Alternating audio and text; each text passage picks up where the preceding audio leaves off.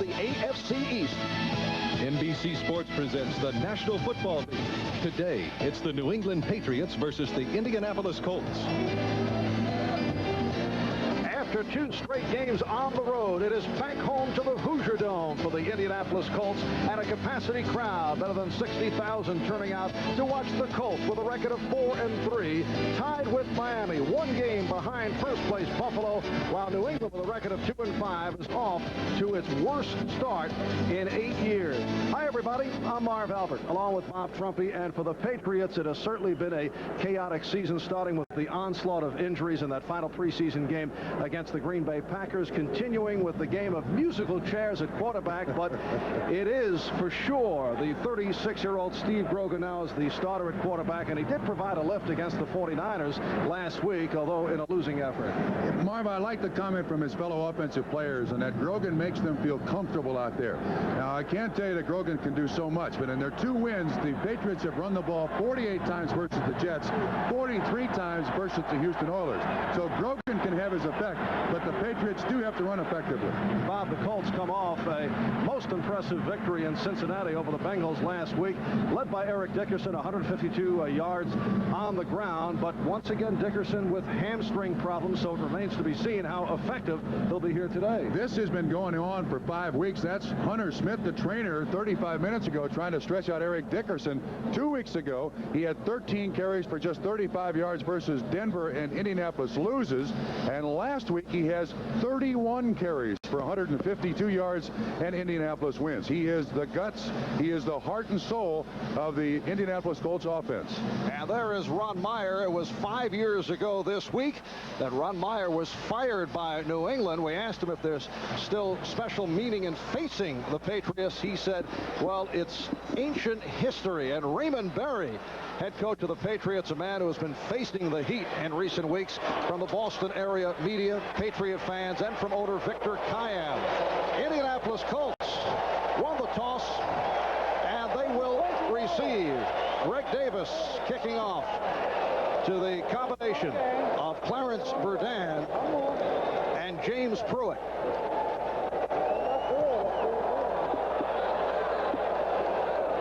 And Verdun, no, check that. It is Andre Rison on the return, and Rodney Rice makes the stop. Make that James Pruitt on the return, and the Indianapolis Colts will have a first down at the 23-yard line. But first, a penalty called.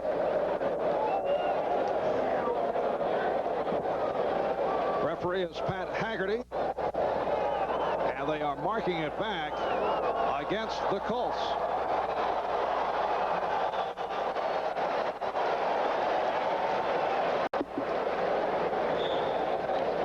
At the offensive alignment, you saw the offensive lineman Jack Trudeau at quarterback, replacing the injured Chris Chandler.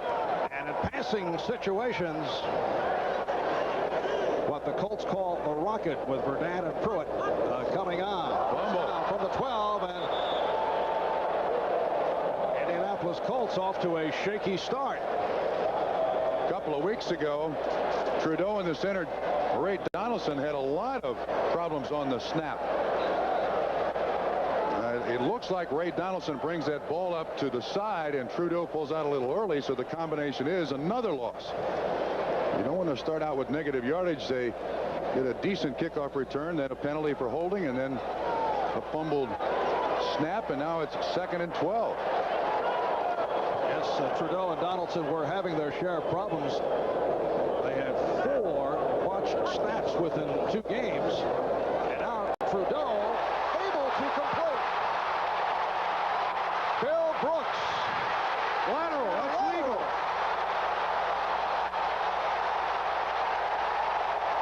So Andre Rison on the lateral picks up the extra yardage. Perfectly legal. Billy Brooks doesn't even run a pattern, Marv. Basically taking advantage of the defense, but here's the lateral. Hurst doesn't make the tackle. It's all legal. Ends up being 71 yards. You see Risen waiting for the blockers. Pat Beach gets a bump on Raymond Claiborne. See, there's no pattern there. He runs straight up between the corner and the safety. Trudeau hits him. They don't practice this, but it works. So a first down for the Colts at the New England 20-yard line. We are just underway at the Hoosier Dome. That is Albert Bentley in motion. And the Patriots have recovered Vincent Brown, the Undertaker, the second-year man from Mississippi Valley State. On the recovery, the Indianapolis Colts, after going 71 yards on a beautiful play, cough it up. That's amazing. They have 3 snaps, 2 are fumbled, and the other one goes for 71 yards. That one goes right through Jack Trudeau's hands.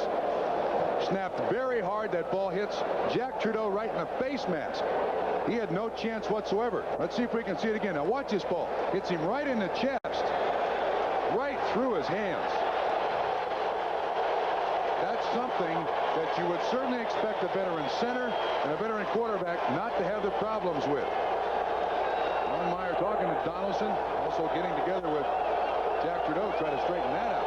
And New England first down from their 18-yard line as Grogan calls signals. And Grogan going deep. He has Stanley Morgan. Chris Good chasing Morgan. It's going to be one of those games, Marv.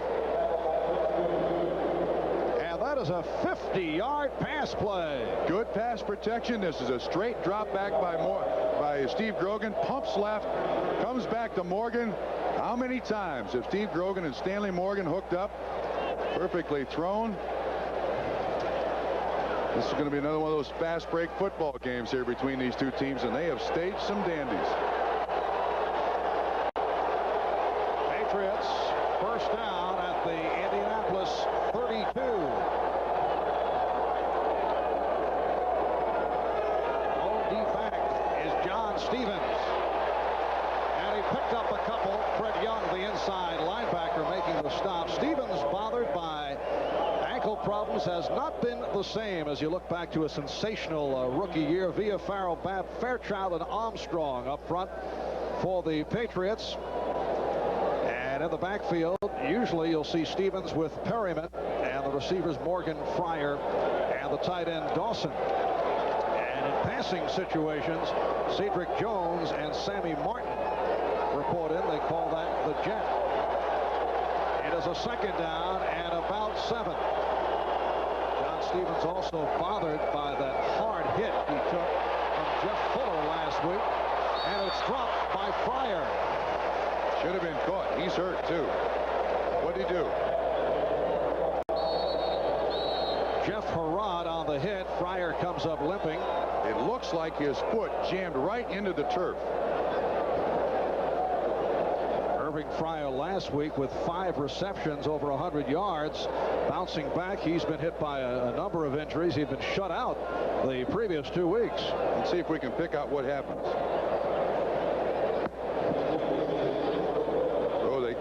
It looks like 38 Eugene Daniel falls on Fryer's leg, bends it to the right. Don't know the extent of the injury, but he is on the sideline. And a timeout has been taken. No score with 2 minutes gone by. Ken Sims carries Irving Fryer to the sideline as if he's just a bag of apples. Now, Grogan steps up and watch what happens. Harrod, the linebacker, 54, comes in, and he really anchors the thigh of Fryer, and then Eugene Daniel bends the right leg to the outside. You can see the right leg bending. And it's back to live action. It's a 3rd and 7 at the Indianapolis 29. The rookie Hartley Dykes replacing Irving Fryer. Grogan intended for Dykes, who should have had it.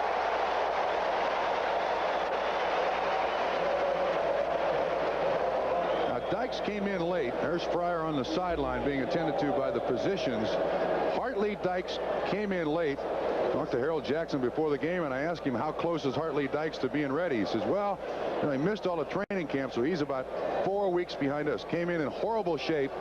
And that's a pattern that you hope he can come in, make that reception, but it ends up being a field goal attempt by Greg Davis. And it will be from 47 yards away.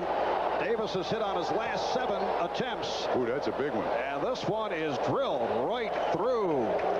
So Davis now 12 for 15 on the season. He has hit 8 in a row. And the Patriots take the early lead. 3-0 edge on the Colts. We'll take a break. Back after these messages.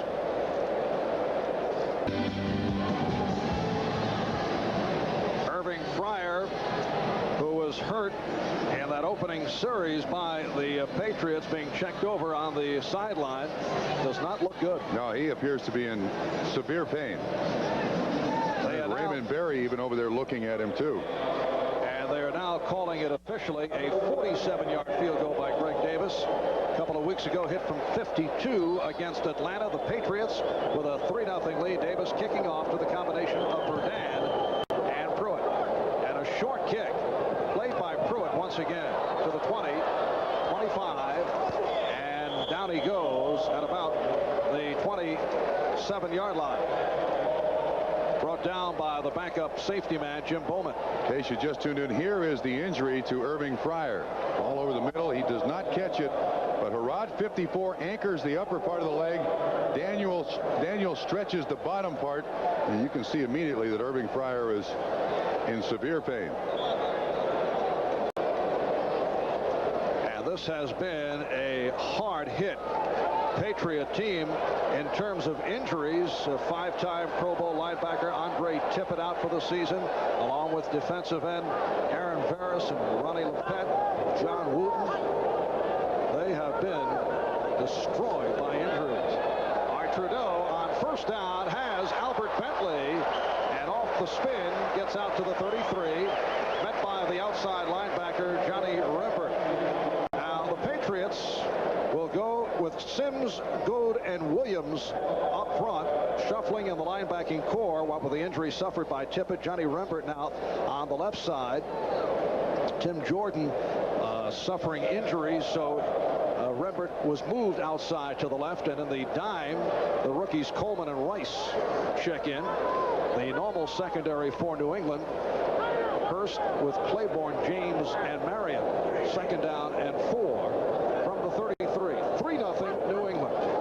We are early first quarter. Dickerson lighting his way for the first down. Eric Dickerson, who 4 weeks ago against Atlanta strained his right hamstring and was not his usual self as Irving Fryer heads back to the locker room. They will check him over. And then Dickerson did come back strong last week with 152 yards, but on that final touchdown when he ran it in against Cincinnati, again he strained the hamstring, but a different portion of the leg. Pulled it lower in the hamstring, so he's getting sick and tired of dealing with treatment from the trainer on these hamstring pulls. First down from the 39. Trudeau with protection, and he's able to complete to Verdun right at the first down marker. Nice catch by Verdun, who was stopped by Claiborne.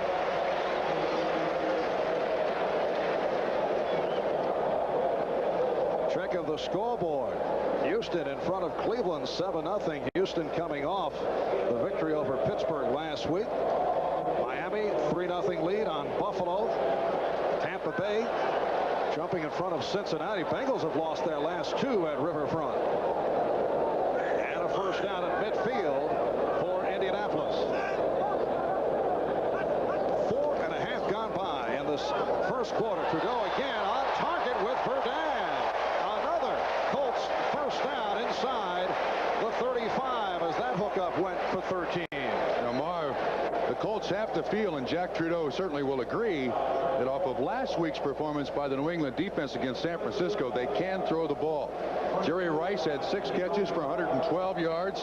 Tom Rathman had 11 yards. This Patriot defense, the corners play soft, and you'll see a lot of hitches, a lot of stop and goes, a lot of quick outs until they come up a little shorter. And Jack Trudeau comes off a solid game last week, this time on the ground. Bentley running so well, breaking tackles, and that another problem of New England. last week. Some poor tackling against the 49ers. Reynolds and McGrew finally got the clamps on Bentley. I think when you face Indianapolis, you always look at Eric Dickerson. This time he looks like he's faking the sweep. They give Bentley the ball on the counter with 75 Hinton in front of him, and he does break tackles. McGrew and Reynolds, 50 and 95, finally get him on the ground, but he picks up 9. Yes, they say short of the first down, second and less than a yard. And here's Dickerson looking for the opening. Marv does not look good. McGrew there made the tackle, but Dickerson did not look good on that sweep. And I do believe what Ron Meyer, Larry Keenan, the offensive coordinator of Indianapolis, want to do is find out early, is Eric Dickerson healthy or not? Now, normally he plants that foot, heads right upfield. On that run, he did not look healthy. Does not look to be his usual gliding self. That's the Dickerson we saw last week against Cincinnati. Did pick up the first down. The ball down to New England, 22, 8:40 to go in this first quarter. Trudeau again with the time going end zone, and it's broken up. Nearly picked off by the 13-year man from the University of Texas, Raymond Claiborne. The pass intended for Albert Bentley. Trudeau was way late on this. Watch how long he's looking for a receiver. One of the cardinal sins of a quarterback is throwing the ball late down the middle, and he almost allows Raymond Claiborne the interception. We spent some time with Raymond Claiborne last night, and he told us, well, it hasn't been what he would call one of his vintage years, but he feels he's also had the responsibility of helping out some of the younger members of the secondary. Yeah, I like what he said too. He said, look, I may be playing well, but we're 2-5, so nobody's playing well. Second down and 10, and Bentley could not hang on. Neither could Brown. Vincent Brown had a shot off the deflection, and it is an incomplete pass. That's the same pattern they threw to Billy Brooks on the other side for 71 yards. It is really not a pattern. You see, it's a quick drop by Trudeau, and Bentley goes straight up the field between McGrew 50, Brown 59, and just trying to find the dead spot in the zone, but he can't hang on to the football. And it's a third down and 10 for the Indianapolis Colts, who have won 4 and lost 3. They've won 4 of their last 5 after opening up at 0-2.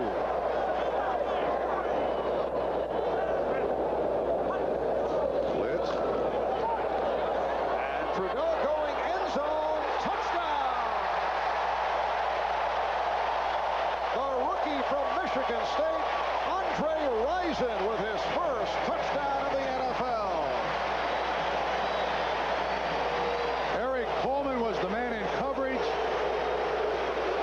Great blitz pickup by the Indianapolis Colts offensive line.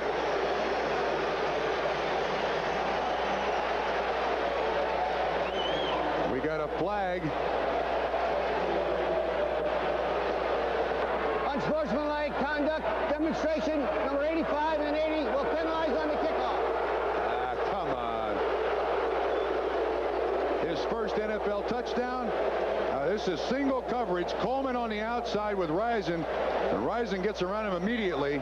When you have blitz up front, you're putting those cornerbacks in man-to-man coverage. That's one rookie beating another, and he's penalized for that. I don't like that rule. I don't like that rule one bit. Well, here is Dean Biasucci. And he gives the Colts a 7-3 lead. Jack Trudeau off to an excellent start, 5 for 7, 126 yards, plus the touchdown flip to Rison. Welcome back to the Hoosier Dome. Marv Albert with Bob Trumpy. And this the cause of the unsportsmanlike penalty. Andre Rison with the extra celebration with the master of the Verdants, Clarence Verdant, and it cost. They called the penalty on both of them. But look, his first NFL touchdown, you ought to be allowed all the celebration you want.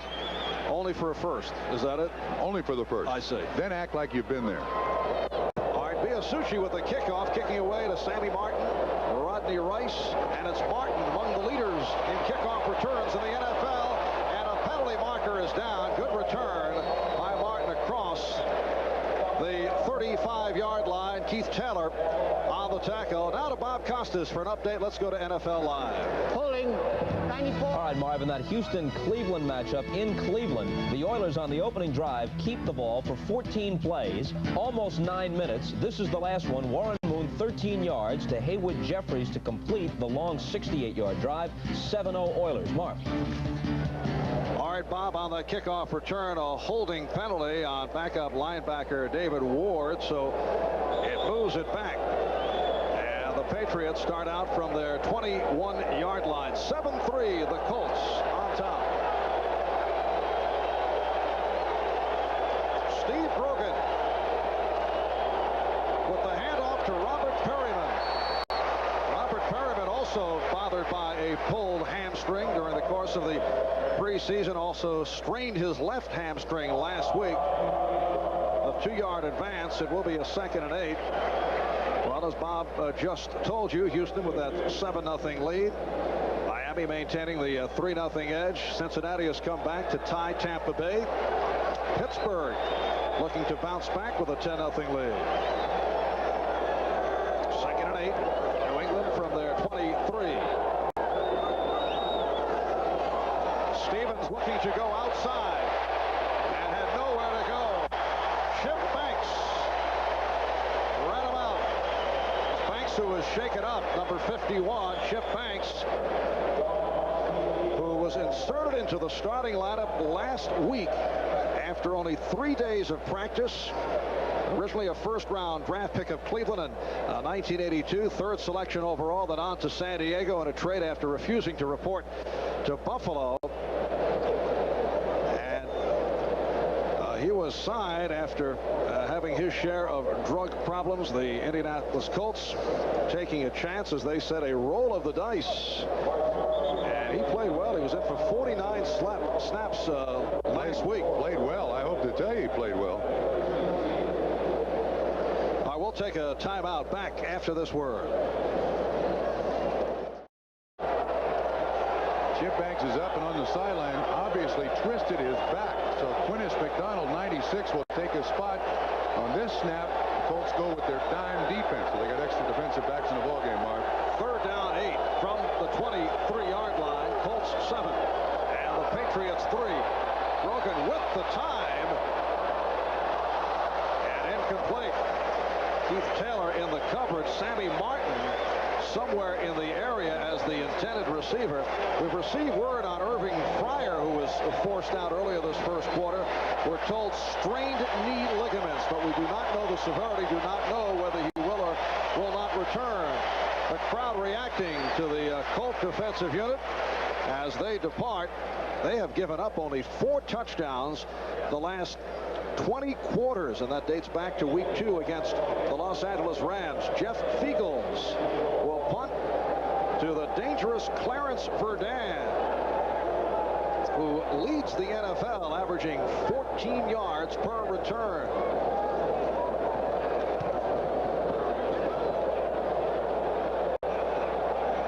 And here comes Verdun, and the Patriots played him very well.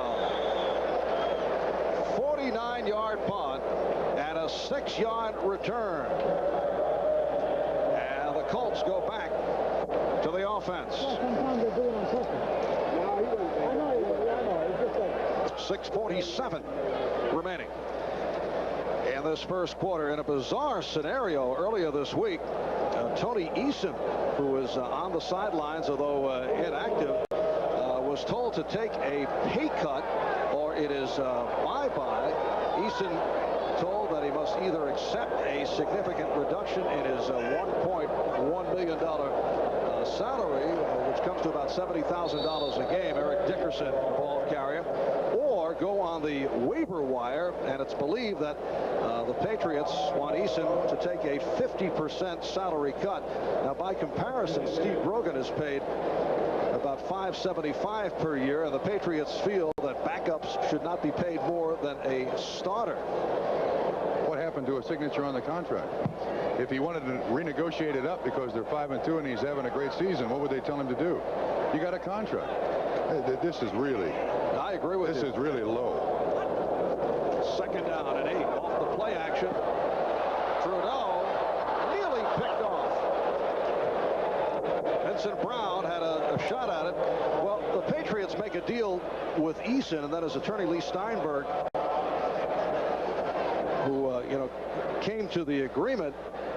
You wonder what will contracts mean if every team would decide to pull this off. For example, what if a linebacker is suddenly demoted to second string? Is he threatened with a salary cut or perhaps being waived? Most players will have no leverage. He's in a unique case because of the large salary, but when management and players negotiate before the season, it is usually done in good faith. It certainly is one way from management to player. They don't want to pay him any more money because he's having a sensational season. A third down and 8, and Trudeau hit from behind, able to hang on, but then is hauled down for the loss. Gary Jeter and Brent Williams combining, and it is Williams who will get credit for his 6th sack that leads the Patriots. This one was scheduled to go downtown. He was looking at Clarence for Dan, and Jeter gets the first hand on him, and then Brent Williams finally gets Trudeau to the ground.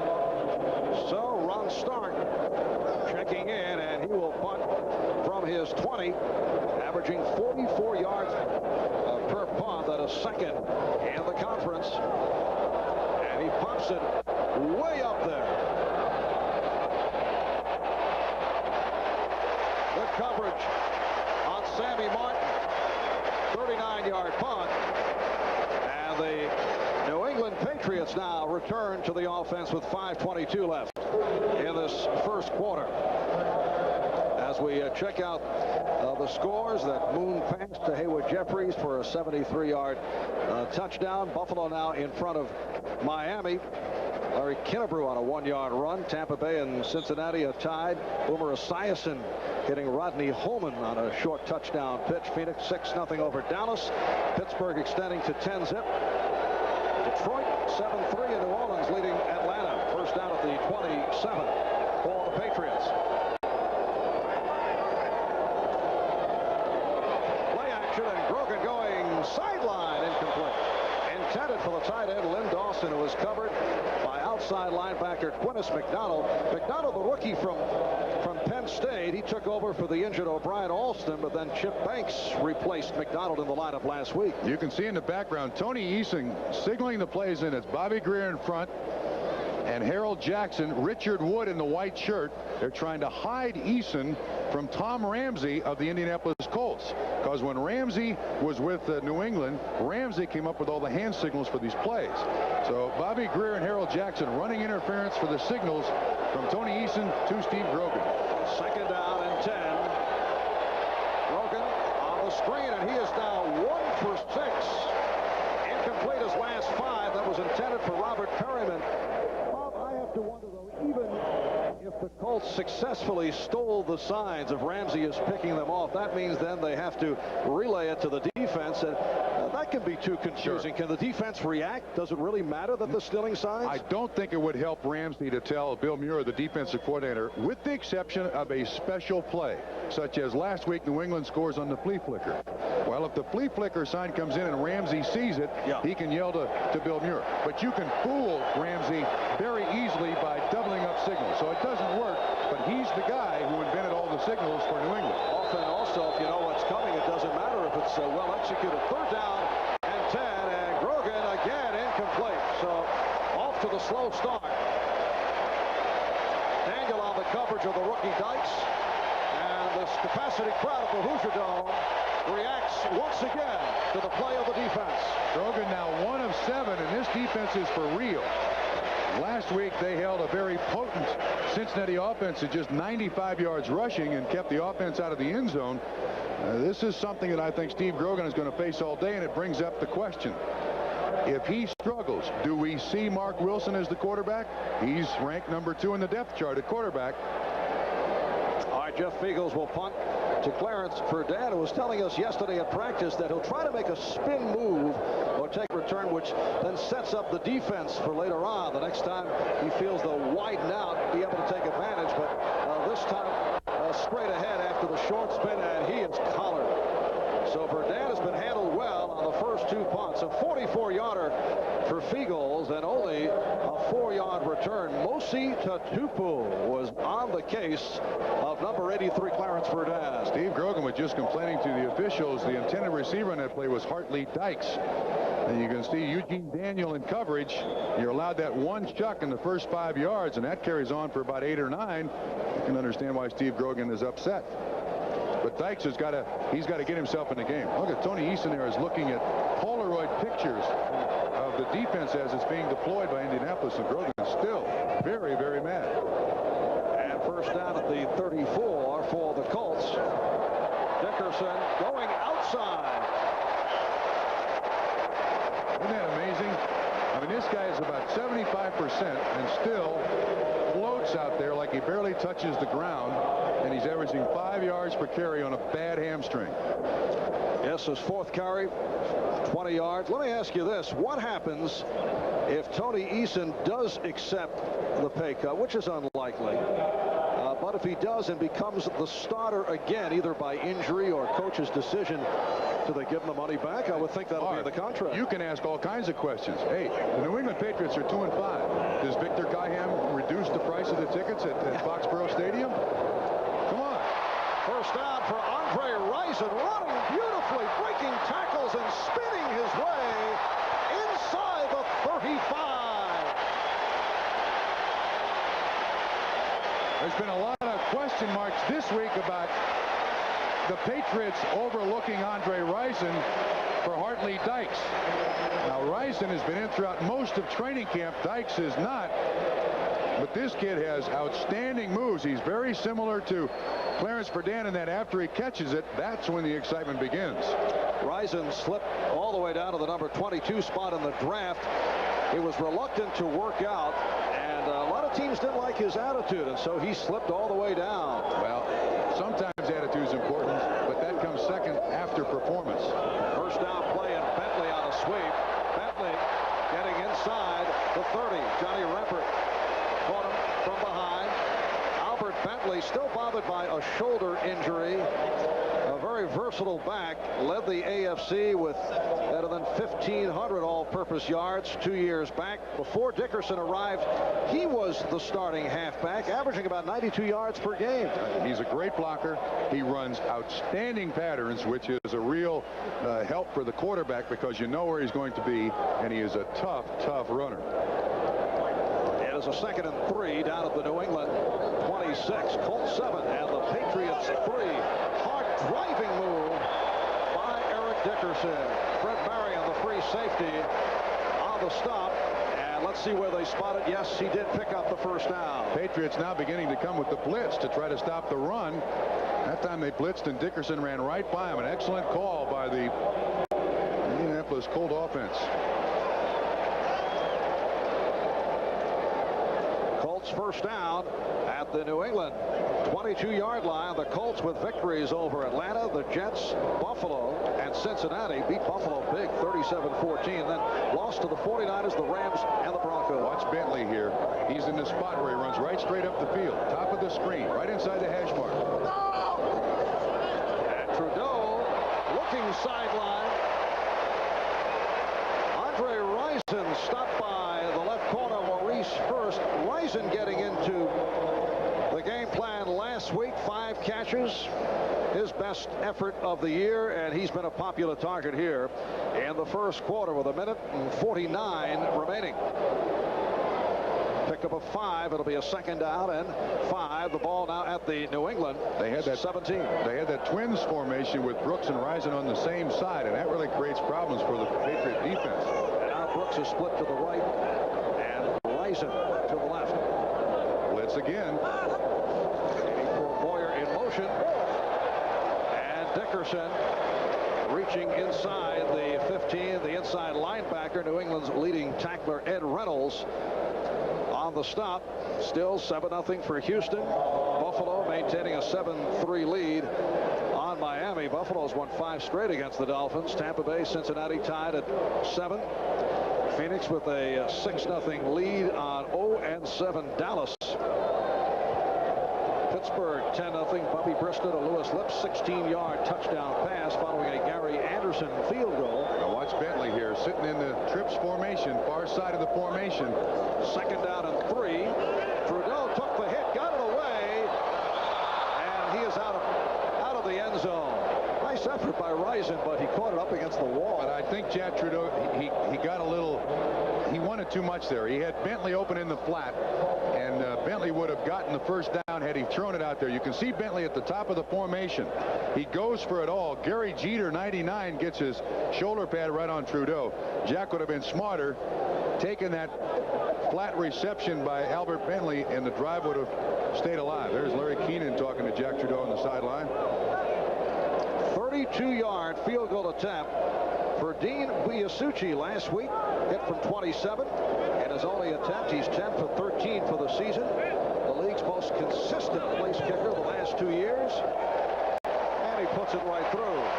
That's easy pickings for the long yardage specialist, Dean Biasucci. And with 1 minute remaining in this first quarter, the Colts lead the Patriots by the score of 10-3. Well, next Saturday, NBC Sports will present exclusive coverage of the 1989 Breeders' Cup Horse of the Year honors. On the line Sunday, Silence, Easy Goer going head-to-head in the Classic. The $3 million 7th race. That'll be live from Gulfstream Park in Florida. For 7 championship races, $10 million in prize money. It's underway next Saturday, 1:30 Eastern Time here.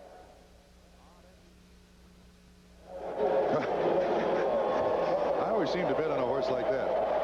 That's a miniature colt they have here that runs around the field beforehand. I always seem to get that nag. That colt will not be involved in the Breeders' Cup next week.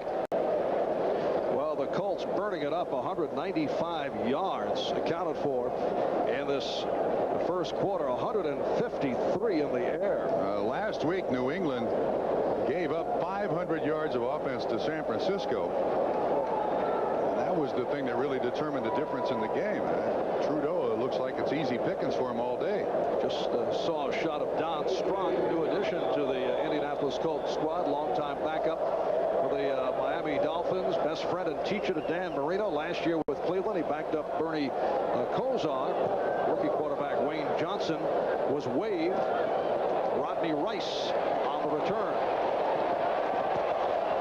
It's up to the 25-yard line. Rice, 8th-round draft pick rookie from Brigham Young, stopped by John Baylor with 51 seconds remaining. In this first quarter, New England will go to work at their 25. Biasucci tries to get in on the tackle, but one of the problems you have when you're a kicker down there is that sometimes you get decked. That's Mosi Tatupu, number 30, on Dean Biasucci. And I have a feeling the next time they kick it off, Biasucci's going to be hanging back a little bit, you know, be the safety man about 40 yards away from the ball. At least he's got a sense of humor about it, a little smile. Mosi, that was a grimace, Bob. Mosi getting his licks in. He took a good shot at Verdun on a punt return. First down at the 25-yard line. 83, Jones in motion. And here's Stevens getting to the outside. He broke tackles. First down and some more for John Stevens. Eugene Daniel pushed him out of bounds. A 14-yard run by Stevens. Last year, of course, 1,168 yards, and you see that neck brace.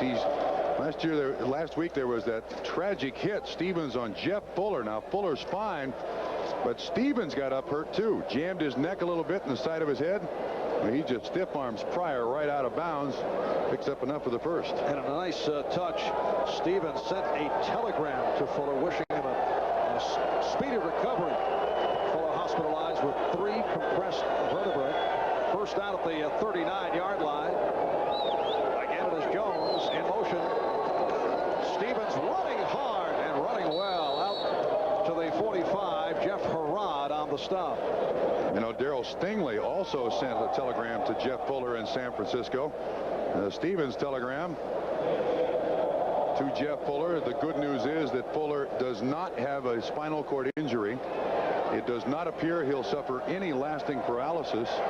He's up moving around the hospital in San Francisco. is certainly done for the year, but obviously John Stevens certainly concerned about Jeff Fuller's well-being.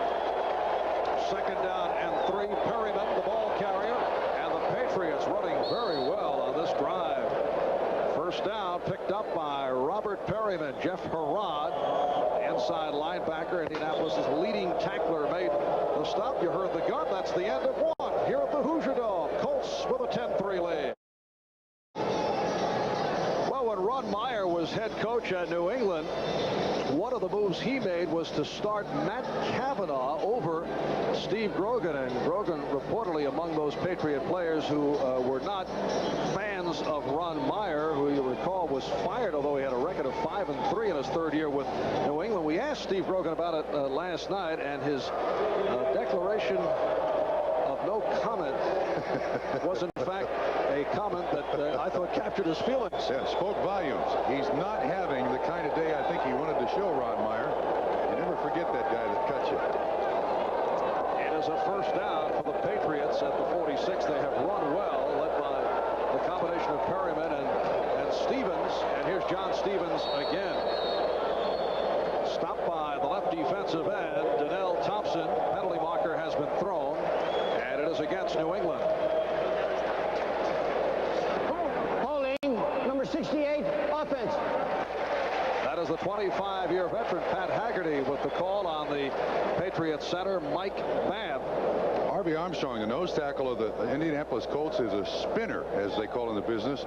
And he plays that nose tackle spot, and after the initial contact, see if he spins here. That's one of his big moves. Watch Steve Grogan. He's telling Sammy Martin, how was dinner last night? How's the family? Let's see if there was a spin move there. Well, you can see Babb take him down with his right arm. Bob off that last play, the right guard Paul Fairchild lifted off. Tom Rader, 2nd-year man from Notre Dame, has come on. 1st down and 20. Perryman in motion.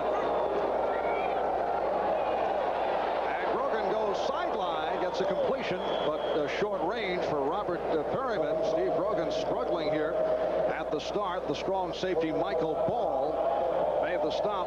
You look at the Patriot roster, and they are short in the running back department. Earlier this week, Reggie Dupart was put on waivers. In fact, the Colts took a look at him during the course of this week. Marvin Allen a scratch because of a leg injury. So we're talking about John Stevens and Robert Perryman, the starters, and Mosi Tatupu as the backup. We asked Raymond Berry about it, although Raymond doesn't give you real strong opinions when you ask questions, but he indicated that Eric Sievers would be available in a blocking situation. He is a tight end, but has lined up on occasion in the backfield. Grogan going deep and incomplete. They're not going to throw the flag there because Chris Good was looking back at the football. There was contact, but if both people are looking back, they're not going to throw the flag. Stanley Morgan, the intended receiver. As long as Good looks back, and the officials will allow coincidental contact. So Grogan is now 2 for 9, 54 yards. His first pass was completed for 50 yards, and the second completion was that short pop here on the near side to Perryman just a moment ago. They're not getting much offense, and that has been their problem throughout the first part of this season. 3rd down, 16, just underway in the 2nd quarter. And Grogan again going deep downfield. And Sammy Martin, it is called incomplete. He did not have possession while inbound. Always reviewable, though. Very difficult for the sideline officials to watch the feet, and was the ball under control. This is always reviewable. John Baylor was the closest man. Now, it's hard to tell from that picture whether or not he had the ball. Watch his left foot. Is it inbounds? Oh, boy, that's close. I don't think there's enough evidence there for instant replay to overturn it. I thought when the second foot came down, it looked to be on the sideline. The replay official today is Grover Clemmer. And, well, they're going to continue play, so that will hold. Whether it was reviewed or not, we do not know. Verdun lets it fly by, so it will come out to the 20-yard line. 52-yard punt. A minute gone by in the second quarter. Sammy Martin still and thought he had possession. On the punt by Fiegels, a holding penalty was assessed on Keith Taylor of the Colts, 10-yard penalty. So they move it back to the 10-yard line, where Jack Trudeau, who's sporting some impressive numbers, 7 for 11, 155 yards, will start out. Colts 10, Patriots 3. We are early, second quarter. And Trudeau able to complete at the first down marker with Andre Rison, who coughed it up. And let's see if the recovery was inbounds. Yes, it was. Now that's reviewable too. Fred Marion comes up with it, and he has to be treated as a receiver. Possession of the ball, both feet down, inbounds. That previous play with Sammy Martin on the reception was reviewed, and it was called inconclusive, so the play did hold up. And let's see what happens here. That was Don Shinnick almost accosting the official on the sideline, and the play went in his favor to this point. Fumble recovered by the defense. First down. Now you must treat Fred Marion, 31, as a receiver. The hit comes from the outside. It's Johnny Rembert, and it is a crunch. And now he's got the same rules as a receiver. Whoops. Wait a minute. Run that back slow. Run it.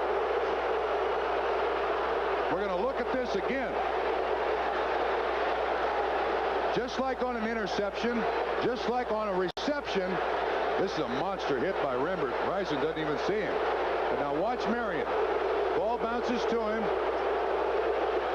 The first replay we had looked better. We could see his knees towards the sideline. This is the one that will show it.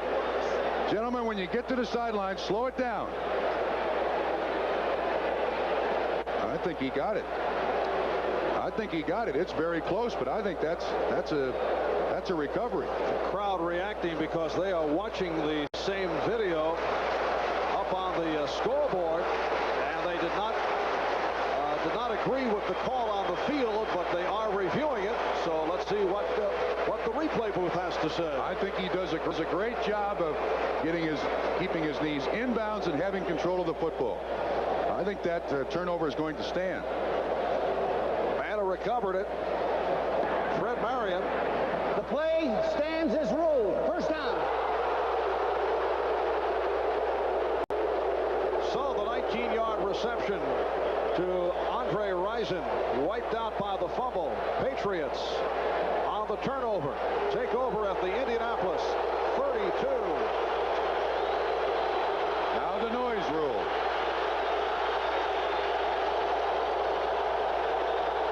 And they had problems with the crowd here in preseason. John Stevens is stopped.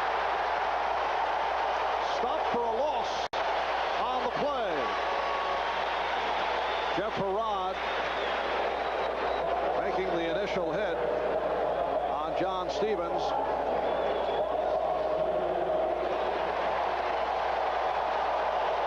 It will be a second down and 12.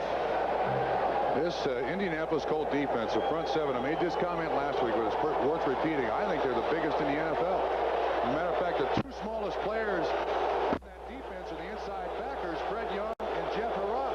The rest of them are huge, with Banks at 6'4", 250, Dickett at 6'5", 255, and those defensive front three, monsters. Grogan able to get it away, and way off the mark, and that will not be an interception. Mike Pryor, the free safety, clearly out of bounds. This is going to seem like midterm week because we're going to do a lot of reviewing. This one's going to be looked at too. No, that ball bounces. That's clearly no catch. Yeah, that ball hits the ground. No interception. Steve Grogan is now 2 of 11 for 54 yards. So coming off the 15 for 29, 240-yard, 2-touchdown game against the 49ers. He has been struggling against this very tough Indianapolis Colts defensive unit. I'm very surprised that Grogan is going downfield so much. Seems to me in order to move the stakes, you got to throw at that intermediate range. Third down, 12, and Grogan able to slip away and then pops it out to Stevens. Well, he made something out of it, but short. On the first sack. They're calling it a sack. So they'll bring it back. The call that Grogan was in the grasp and under control. Donnell Thompson will get credit for the sack. Each officiating crew seems to call this different, but Pat Haggerty calls that a sack. So it ends up being a 4th down. It would have been a 4th down anyway. John Stevens did not pick up the needed yardage. Well, the early criticism against the Patriot game was the fact that with Eason and Flutie, they were not going downfield, were not getting the wideouts involved. Grogan certainly got the wide receivers involved last week, but as you say, he has been looking deep right throughout.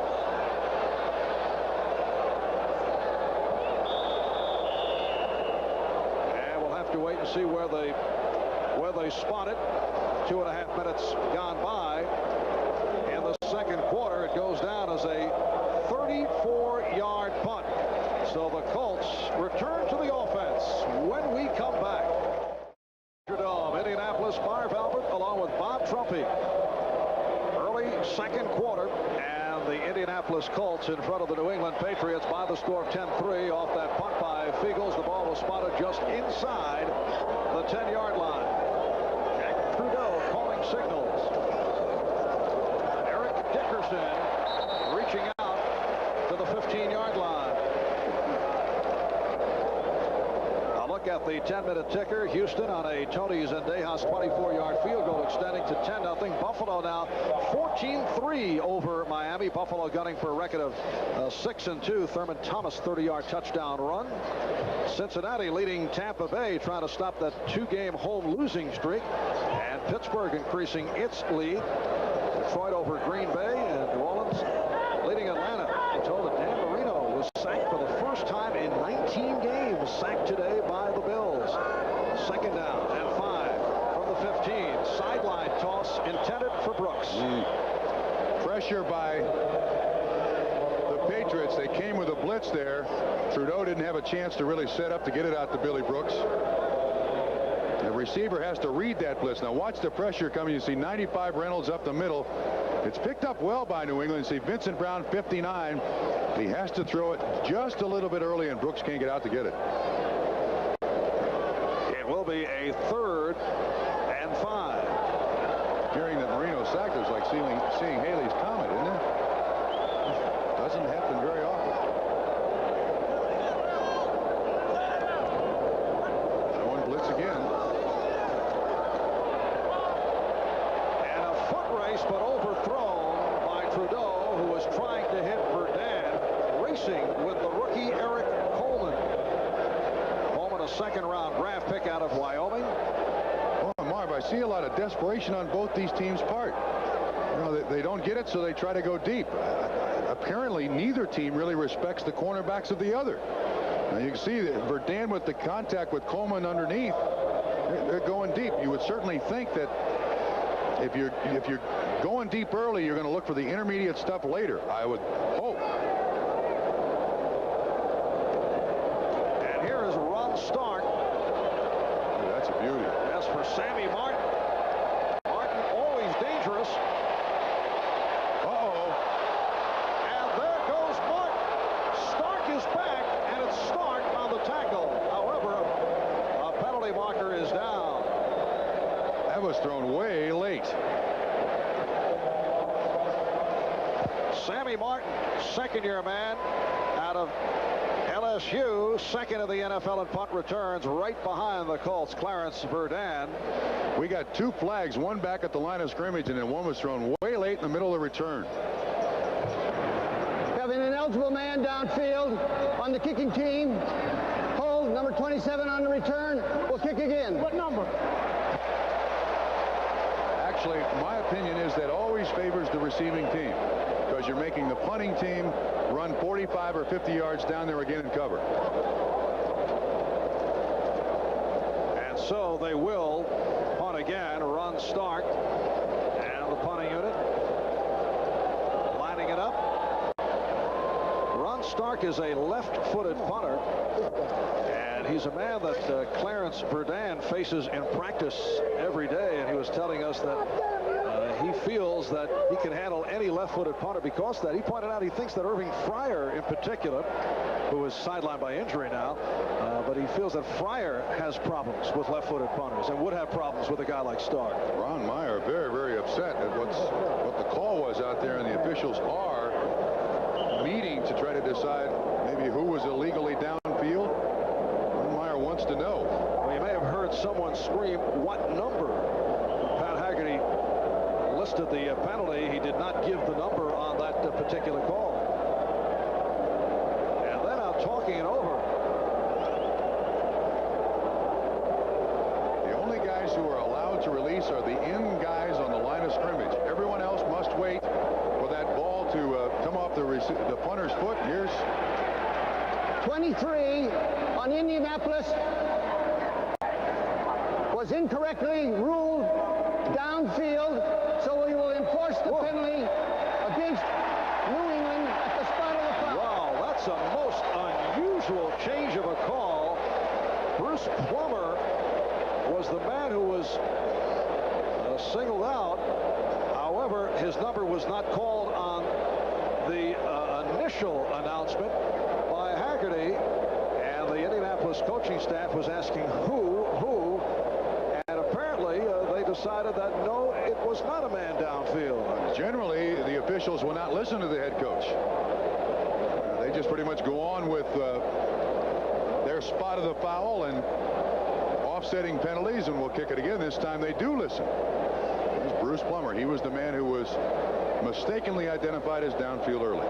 And as I said, the two guys on the end of the line of scrimmage are allowed to leave on the snap. Everyone else must wait for the ball to be punted. Now they're going to replay, I believe, to try to find out where the spot of the foul was, and then they'll enforce the penalty from that spot. It looks like the penalty took place at about the 32-yard line, so it'll go back from there. And there is the replay booth. Rover Clemmer is the replay man. That was not him. We'll see the penalty right at the outset here. It comes very early. It's on 88. It's right there. Looks like the penalty takes place at about the 32-yard line. And this is good use of the replay booth. Positioning the ball. Do you feel, Bob, you're watching a video game or a football game here in the first half? We have had some reviews, haven't we?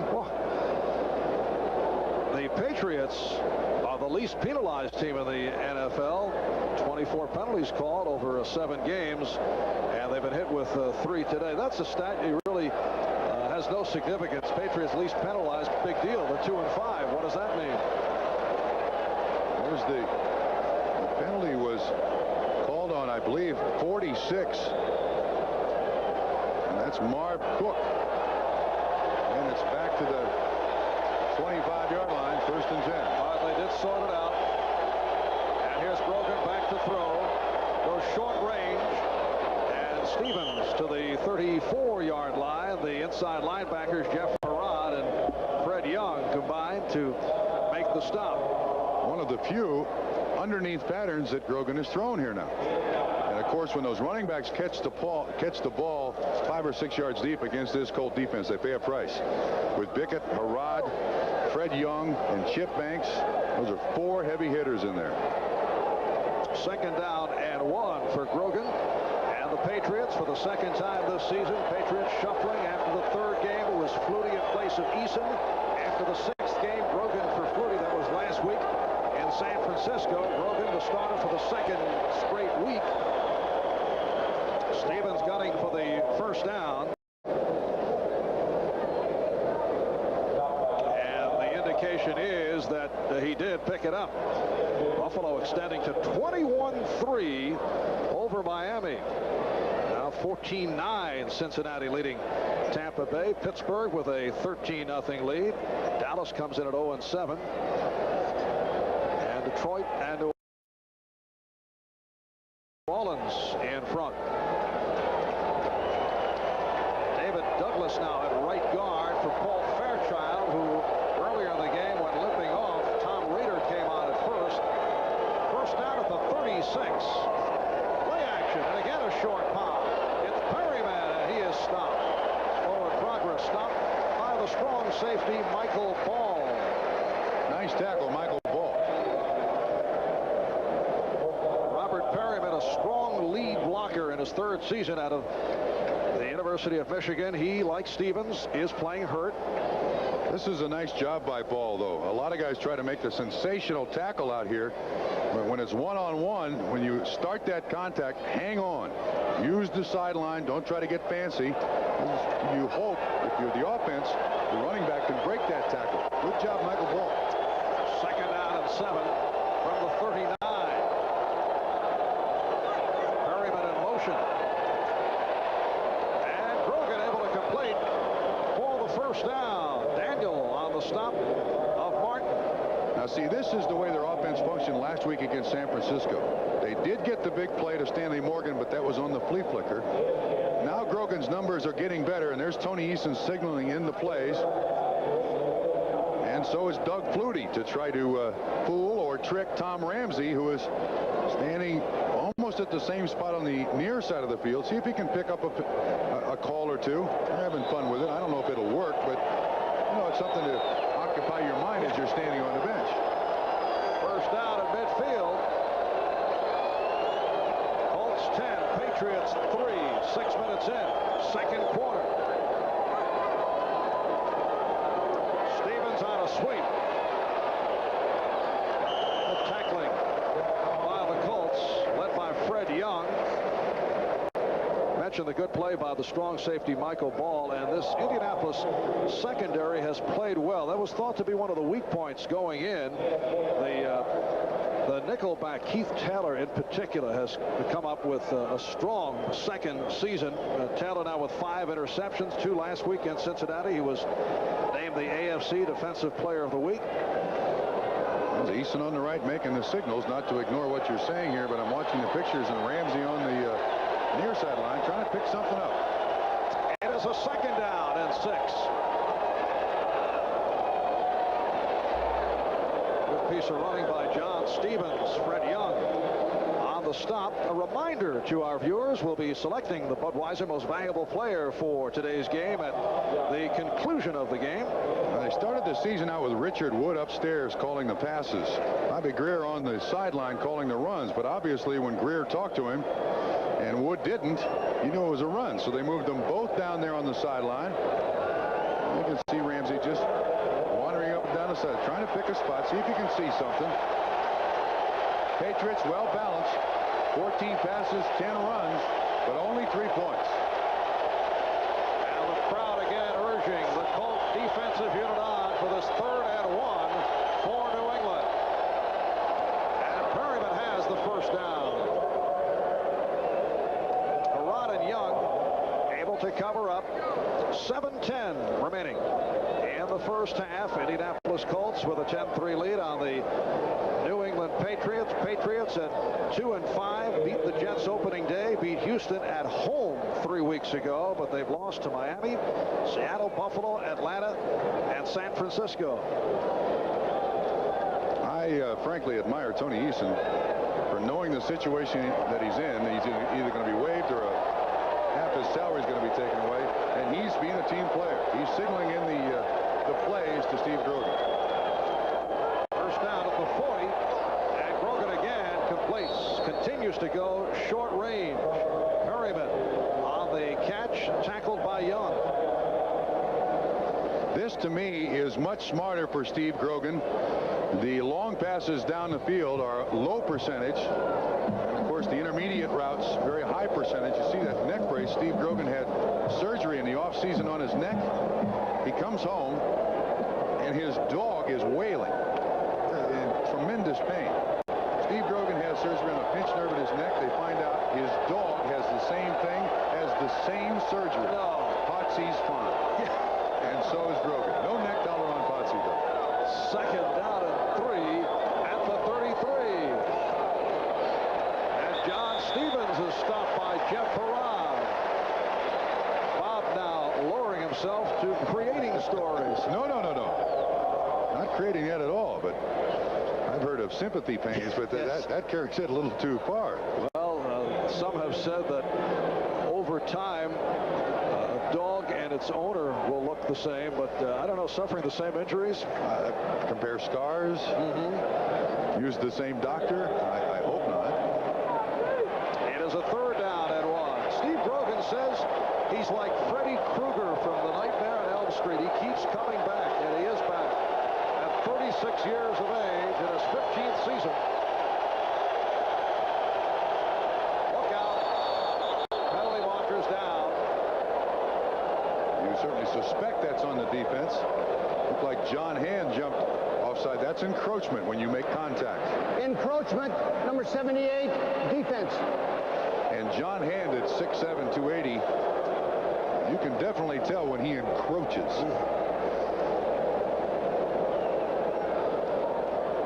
Yes, sir. That is encroachment.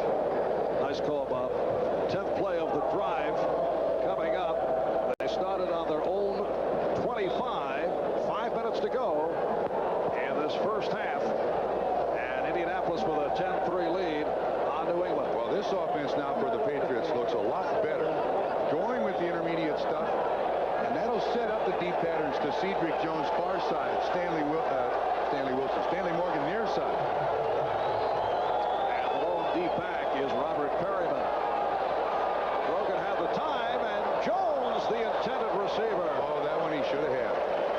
Not the receiver, Grogan. Great pattern run by Cedric Jones. That's a double zone. You have corners up, safeties out. Watch what he does. Goes inside the first guy. Now he's got to get out to the corner to beat the safety out there. He's wide open. Grogan just slightly overthrows him. Oh, missed opportunity. Watch Grogan's reaction. That's on me. That's on me. Doggone it, that's on me. Steve Grogan, a quarterback who goes for the big plays. He will gamble, but usually moves the club. Likes to go downfield, perhaps too much downfield at the start of the game, and he has lightened up and is showing some signs of success. Now back to the ground, and a good hole for Perryman. Stopped by Harrod. Jeff Harrod's name being called throughout this first half. Bickett also in on the tackle. 11-play drive for this offense by New England. They've done a good job of changing things up. They've not allowed the Indianapolis Colts to really single in on anything that the Patriots are doing. This is nice, but now this is a big 3rd down conversion. 3rd down and 5. This drive has gone 7 minutes. The New England Patriots holding on to the football for 7 minutes. Now the Colts come with their nickel package. They've got 2, 4, 6 DBs and 1 linebacker in there. The swing, and it was thrown off the mark. Intended for John Stevens. Wayne Bickett was right in his face. Right in Grogan's face. Well called blitz by Bill Muir, the defensive coordinator. There's Bickett suffering from it. Now watch, you'll see him. They run a little stunt. He comes untouched. Can't quite get there, but does disrupt the timing of the play. Bickett had a strong game last week against the Bengals in Cincinnati. So Grogan to the sideline. The field goal unit is in for this 4th down and 5. Earlier, Greg Davis hit from 47 yards away. He's hit his last 8. This a 38-yard attempt. The holder is Mark Wilson. No good.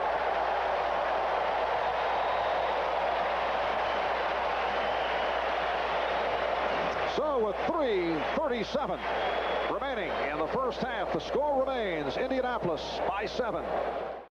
On his right shoe, Stanley Morgan with the number 67, House. And that is in memory of the late Steve Moore. Many of the Patriots will fly to Memphis following today's game for the funeral of their former teammate, Steve Moore. Don Blackman, the linebacker coach, has a black armband. Steve Moore, one of the most well-liked New England Patriots ever. They're changing the practice schedule to go to the funeral. A bunch of them are going down to Memphis. Good running by Eric Dickerson. Moore was murdered outside a Memphis convenience store this past Wednesday night. He played 5 seasons for the Patriots, one of New England's top offensive linemen during its Super Bowl year of '85. Weight problems and injuries forced his early retirement. He was only 29. His last starting assignment was here in Indianapolis back in the '87 season. Born in a tragic situation, murdered the other night in Memphis after shopping at a convenience store. Dickerson again stopped by Rembert and Brown. This team, this New England Patriot team, has gone through some tough times this year. With all the injuries, I mean, there are a lot of distractions in a football season, and this team has had a ton. As a matter of fact, last night we talked to Raymond. I said, Raymond, how's this season gone for you? He says, great. And then I got done, and you said, how's this season gone for you? And he said, awful. Yeah, I'll try to figure him out. Second down and 2. And Dickerson able to pick up the first down, but a penalty marker is thrown. If I were casting the movie, I think Jimmy Stewart, in one of his drier roles, would play Raymond Berry. Very good. And very perhaps good. Irwin Corey would be a candidate. Somewhere there would be a fine mix. Raymond seems to handle all of this stuff, though. Holding 81 offense. That'll be on Pat Beach. You know, interesting to note about Raymond Berry, you can say a lot of things, but the New England Patriots, since Raymond Berry took over, are 29-10 versus the AFC East.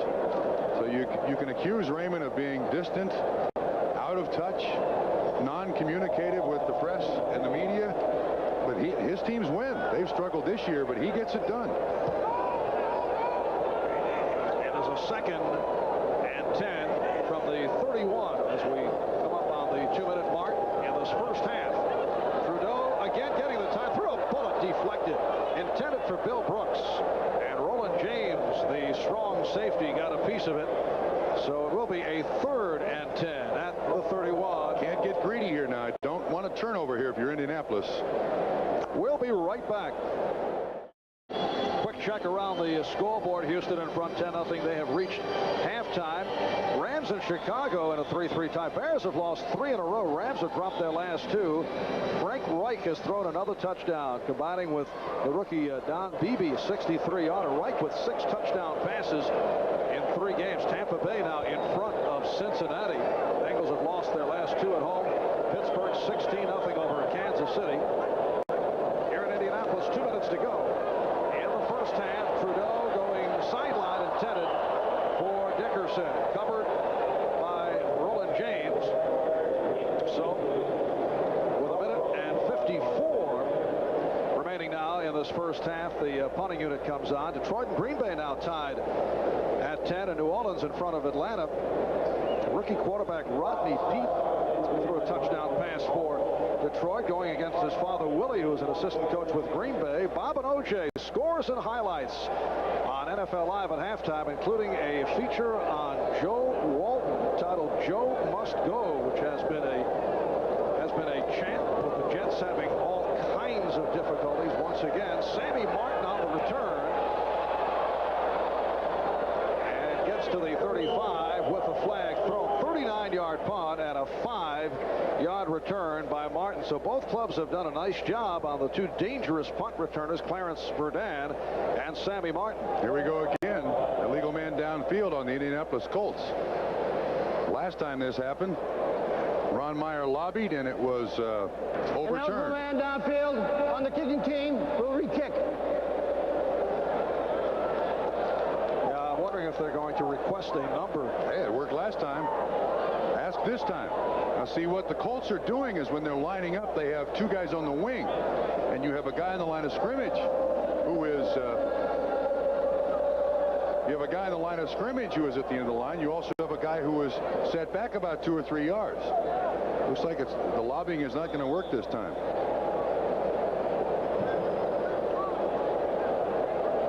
So they'll punt again. Is back at his 11, and there is Sammy Martin. Well, you got to think New England would go after this. Try to block it. Well, 10 men on the line. How much of an effort to block it? Oh, that's a few. Excellent kick by Stark. Martin had a backpedal, played it well, and is well covered.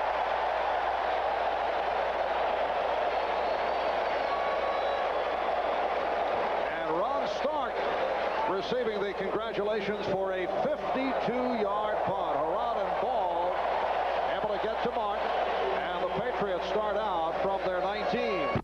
The alignment of the punt team, and you can see the guy sitting right behind the guy on the line of scrimmage, but there wasn't much rush by New England, and with this 52-yard punt and very little return, maybe they should have.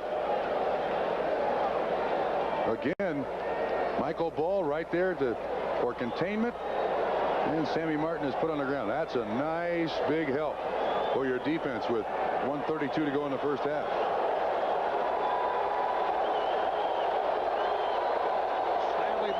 To the left, Cedric Jones in the slot. Grogan, though, looks right and goes short range as the tight end Eric Sievers out of the 30 for a first down. John Baylor, backup corner, on the stop. Patriots trying to go to the hurry up with 1:15. Well, you know, the injury to Irving Fryer really hurts this offense. Out Grogan off the pump, completes once again and has another first down. Again, it's Sievers, one-time San Diego Charger, one-time L.A. Ram, spent 7.5 years with San Diego. Plummer on the tackle. Now timeout has been taken. And the clock stopped with 1:01 remaining in the half. As you see, if Irving Fryer was healthy and he injured his knee early in the game, he's taken Sievers' spot there. There's a lot more foot speed in Irving Fryer than you have in Eric Sievers. Grogan is now 8 for 19, 107 yards. After the slow start, he has come on, taming his game down. He was looking to go downfield and was not succeeding. You know, it's interesting. I asked Steve last night, how much audibilizing did you do last week against San Francisco? And he said, none. And I said, well, do you have a sophisticated audible system? He said, no, we do not. Which surprises me, because there is so much situation substitution on defense nowadays that you need the ability as an offense to get out of something bad into something good. We also asked Steve Grogan his greatest concern or fear in returning last week against 49ers. He said the speed of the game, but he was pleasantly surprised that he was able to handle it. Inside handoff for Stevens, and it gets Zippo. You see a lot of teams do that. The play is a good idea because they've got 7 defensive backs in the ballgame and just 4 defensive linemen, but there was enough movement in the defensive linemen to stop the trap. Loss of a yard. Patriots right to it. And Grogan going downfield, and it's intercepted. Mike Pryor with his first interception of the season. The pass intended for Cedric Jones. So Mike Pryor, not big, not particularly fast, but has excellent instincts, and a guy who makes the big play, usually around the ball. That time the Colts have a man coverage underneath. You see the man-to-man coverage there. Chris Goods, 37 on Jones, and there's the zone on top. That's called two-man. They sit 2 guys way back. They're the zone, the center fielders, and then there's man-to-man coverage underneath. Played well by the Colts and gets the wanted result, the turnover. Indianapolis first down of its 34. As you can see, 33 seconds remaining in the first half. Bob Costas, O.J. Simpson coming up. All the scores and highlights at halftime on NFL Live. Good hold for Dickerson. And the crowd reacting. Timeout has been taken. Crowd wanted to see Trudeau put it up in these final seconds. We'll be back in a moment. Marv Albert with Bob Trumpy back at the Hoosier Dome in Indianapolis. Capacity crowd better than 60,000 on hand. 28 seconds to go first half. Colts 10, Patriots 3, and Indianapolis with a 2nd and 4 at the 40. And Trudeau unleashing for Rison. And a chase with Eric Coleman.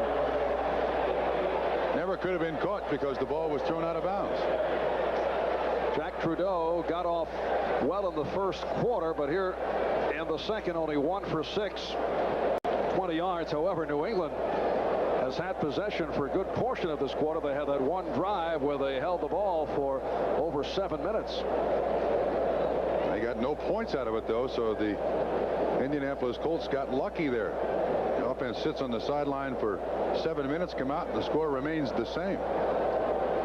That drive concluding with Greg Davis not able to hit from 37 yards away. 3rd down and 4. 21 seconds left in the half. And Trudeau with a bullet. And the catch made. Rison able to hold on, and a timeout taken with 14 seconds left. Andre Rison, although he did fumble one up in this first half, has been outstanding. Well, if you remember that fumble, it's understandable. He got absolutely hammered by Johnny Rembert. And we'll take another break. Back after these messages. After a brief message. Very brief, yes. Rison so far, 5 catches, 115 yards, and a touchdown. And the celebration penalty following that is first NFL touchdown. With the strength of Dean Biasucci's leg, if they can get 10 yards on this reception, he's got a chance to give him 3 more points in this first half. A couple of weeks ago, hit from 55 yards away, the longest this season in the NFL, and Trudeau looks it over. And Trudeau, with the intended pass for Rison, who felt he was hit late. I don't believe that ball was catchable. Trudeau threw that way over his head. They can run it one more time. Again, 10 yards, and I think they can put Biasucci on the field. Now, this is overthrown. And you can see McGrew is all over the face mask of Jack Trudeau, which in a lot of instances will be a penalty. You're not to go to the quarterback's head. Watch how high this is thrown over Rison's head. I don't think that ball is catchable, even if he jumps like jumping Johnny Green. Jumping Johnny Green. Bob dating himself. We're going back 60s now. Here's Trudeau, and he is stopped by Gary Jeter's 2nd sack of the day for the Patriots, and for Jeter, his 3rd of the season. That was a rather kindly sack, wasn't it? Yes. Once he got the grip on him, he didn't throw him down. Make that 4 on the season for Jeter, as time has run out. So that is the end of the half. Live halftime activities will continue after these messages from your local station.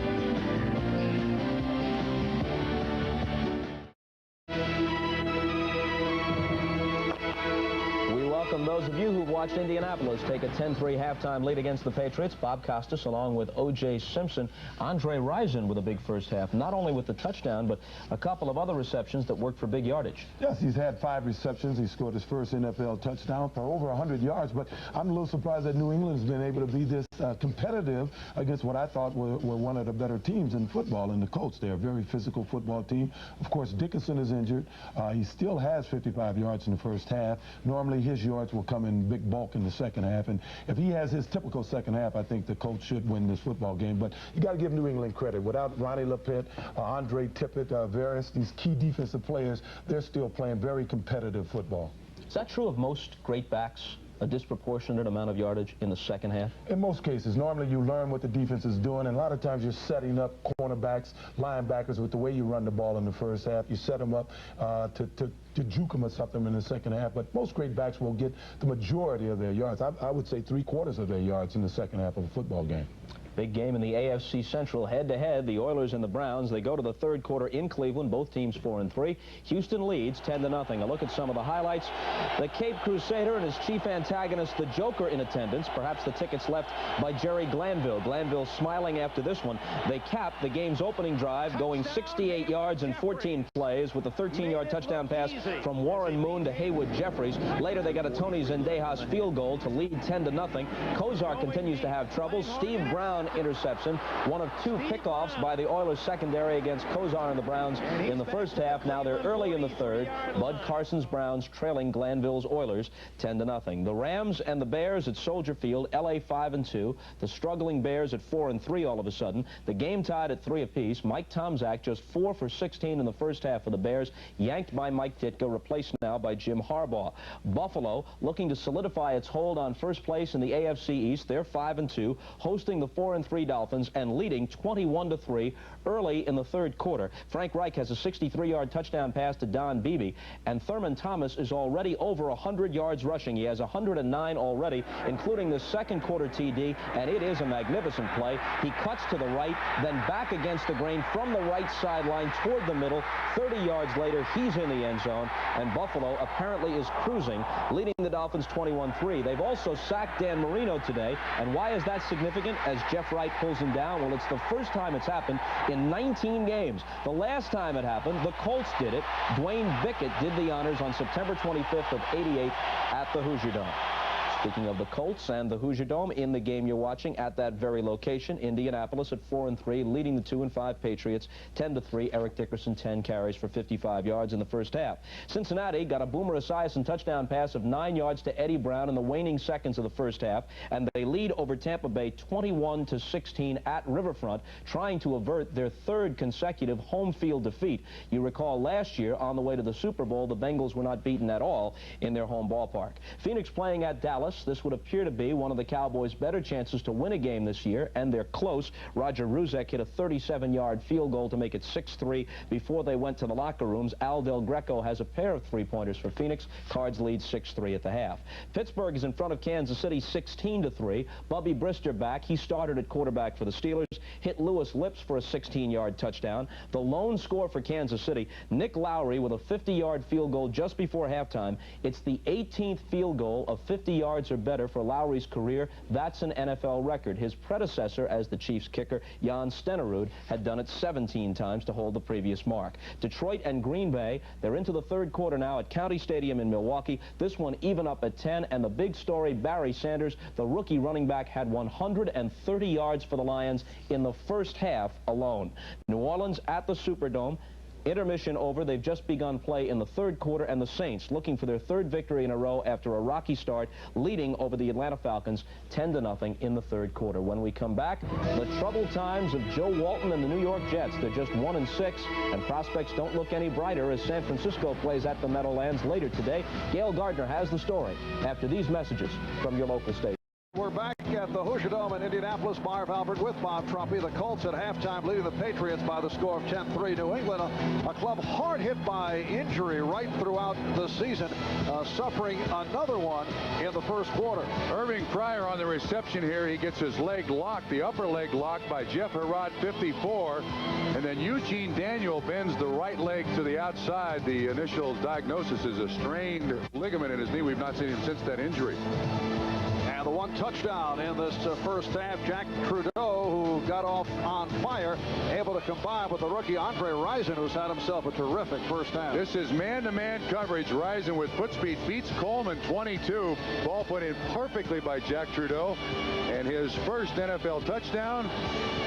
He's got the spike down, but this celebration cost the Colts 15 yards, and they lead 10-3 at the end of the first half. And going into today, there was much concern on the part of the Colts regarding that strained hamstring injury suffered once again last week by Eric Dickerson, but he has run pretty well. Nothing sensational in the first half, but what, 55 yards on 10 carries for Dickerson. But when his hamstring is not healthy, Marvin, and to remind the viewers once again, this is a new hamstring pull he got last week. He's not the threat. He doesn't have the acceleration when the hamstring is not well. And Dickerson is one of those guys who will not take himself out of the lineup. On Wednesday, as late as Wednesday, he was saying, I don't feel too good. I don't think I'm going to play. Thursday, he ran a little bit. Friday, he ran a little bit more. And then Ron Meyer says, how about it? And he's in the lineup. He just does not want to take a day off. Told me 2 days ago at their practice facility, if I could take 2 weeks off, I could get well. But I can't bring myself to get out of the lineup. Also of note, in the first half, the Patriots had possession for over 7 minutes, not able to cash in a missed field goal by Davis. And in all, the Patriots 148 yards, but the Colts 251. That's a big number. Yeah, that's bad news for New England, because last week in giving up almost 500 yards to San Francisco, the same trend has established itself. That the Colts are finding open receivers, and Dickerson with those 10 carries for 55 yards, averaging 5.5 yards per rush. They need more defense than what they're getting. And this is Dean Biasucci in his 5th year out of Western Carolina, kicking off to the combination of Sammy Martin and Rodney Rice. Rice on the return. Moving out to the 20-yard line. Falling short off that good spin tackle by Charles Washington. A 7th-round draft pick, number 46, a rookie from Cameron that is located in Lawton, Oklahoma. Charles Washington all over fellow rookie Rodney Rice. Now the Patriots got to feel good because they had a 13-play, 7-minute drive to end the second quarter. They did not get any points, but they were at least able to establish some bread and butter plays. Nice little mix of Perriman, Stevens, and also throwing the ball underneath. So Grogan has got something to go on. His numbers improved dramatically in that second quarter long drive. Steve Grogan, 8 for 20, 107 yards, intercepted once in the first half, starting out at his 19-yard line. And Perriman reaching to the 24, advance of 5. Donnell Thompson on the stop. In the first half, John Stevens, who's playing hurt off that jarring hit he took from Jeff Fuller last week, and also still bothered by an injured left ankle, going for 33 yards on 10 carries. Obviously not the same John Stevens we saw a year ago. Well, his ankle has bothered him, cost him some conditioning, and of course with the different quarterbacks they have in there, each quarterback has different priorities. Second down and 5. Stevens, and he picks up the first down. Nice run by Stevens, tripped up by Jeff Harrah. Stevens, by the way, playing in front of his hero, and that's Eric Dickerson. He has a long list of great runs by Eric Dickerson, and also of Herschel Walker. Studies them, watches them very, very closely. Would like to have people refer to him in the same breath that they do Herschel Walker and Eric Dickerson. The difference, he doesn't have the foot speed that those do. He certainly has the power. And a first down for the Patriots. Dropped by Perriman. Appeared to be an easy catch. Perriman upset with himself. Actually, we got Sean Farrell down on the ground. Not another offensive line injury. Earlier, Paul Fairchild hobbled off and was replaced first by Tom Rader and then David Douglas. Sean Farrell, a man who's had 5 knee surgeries in his 8th year out of Penn State, being checked over. He is the left guard. I think you can pick him up right here. Let's see if we can see what happens to Sean Farrell. I can't tell if he hurt his knee or if he has a cramp of some sort. But Harvey Armstrong is the guy. Oh, he does kind of bend outside his left leg. You see, anytime an athlete gets the weight outside that joint, that is when you have injury. All right, as they continue to look over Sean Farrell, we will take a break. Back in a moment.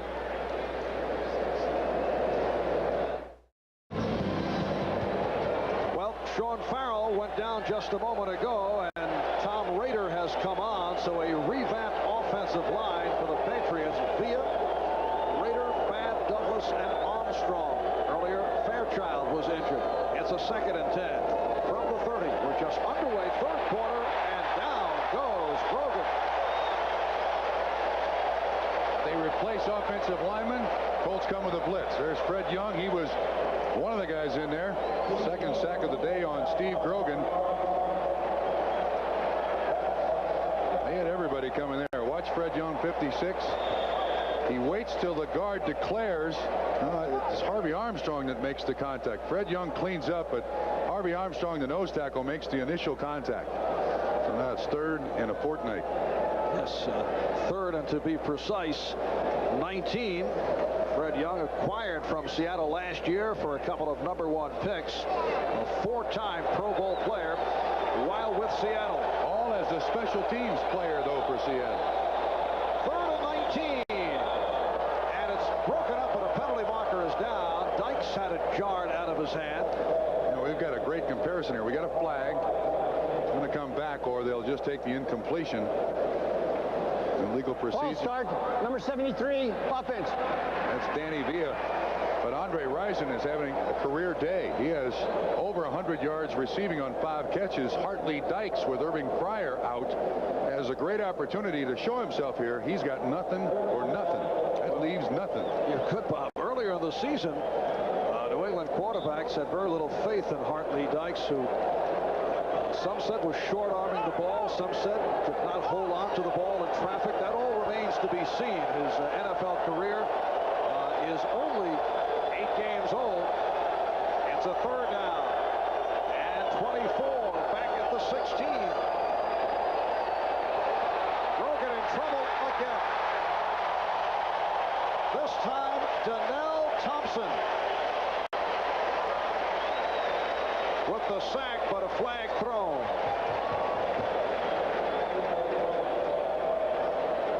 If it holds, it would be the 2nd sack of the day and number 5 on the season for Thompson. Holding defense. Holding defense. Whoa. Let's see if we can pick it out. 37 is Good. Looks like he's got a real hand on the receiver out there. That's Cedric Jones. And there's where the flag is thrown. So that's an automatic 1st down for New England. Costly penalty by Chris Good. Because without that penalty, they got him 3rd and, I don't know, 26, 27, something like that. Indianapolis hit for the 7th time. Would have been a, well, 4th and about 30 plus. Well, that really let New England off the hook. Indianapolis doesn't want to keep giving life to New England. So they got big play players and Stanley Morgan and those people. Stevens tried to stiff arm his way, stopped out of the 22 by Donnell Thompson. Thompson has been solid, hasn't missed a game due to injury the last 3 years. That is a rarity for a defensive lineman. Came on last year, had a strong season, and has played well this year. This is a very strong defensive front with Donnell Thompson and Harvey Armstrong and John Hand. For their size, they have great mobility, but it is very difficult to move those guys out. And of course, you put Chip Banks next to Donnell Thompson, and all of a sudden that's a side you don't want to run to. So you go to the other side, and it's John Hand and Dwayne Bickett. And they're backed up by Ezra Johnson, who has 7.5 sacks, among the leaders in the NFL. Oh, he's open. Sideline pitch. Eric Sievers with his 3rd catch of the day as he broke a tackle. The tight end Eric Sievers going downfield and finally stopped by the strong safety Michael Ball. Sievers on a 46-yard hookup. He's come into this ball game with 16 catches, and I believe has 3 today. Not a receiver you really think you have to cover if you're Indianapolis here, but very poor tackling, extremely poor tackling by Mike Pryor. And Sievers picks up another 15 yards. Big play, New England. There's good pass protection here, and it looks like Grogan is locked on to Sievers. He does get to see the reception. Patriots 1st down at the Colt 31. 2nd back Perryman, who was led by Tatupu, stopped by John Hand.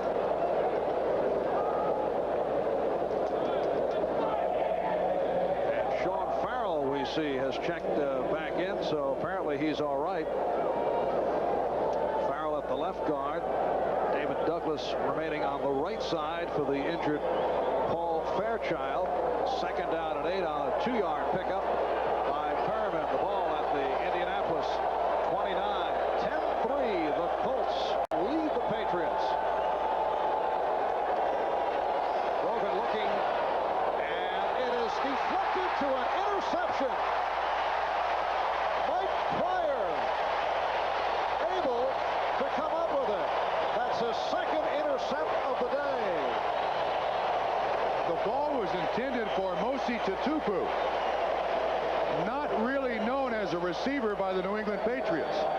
He and Lynn Dawson run a little crossing pattern right here by the umpire number 50. There's Dawson 87. There's Tatupu.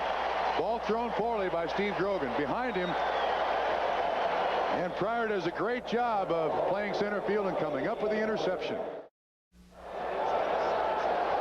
Well, for the Indianapolis Colts on the second interception of the day by Mike Pryor take over at their 15-yard line.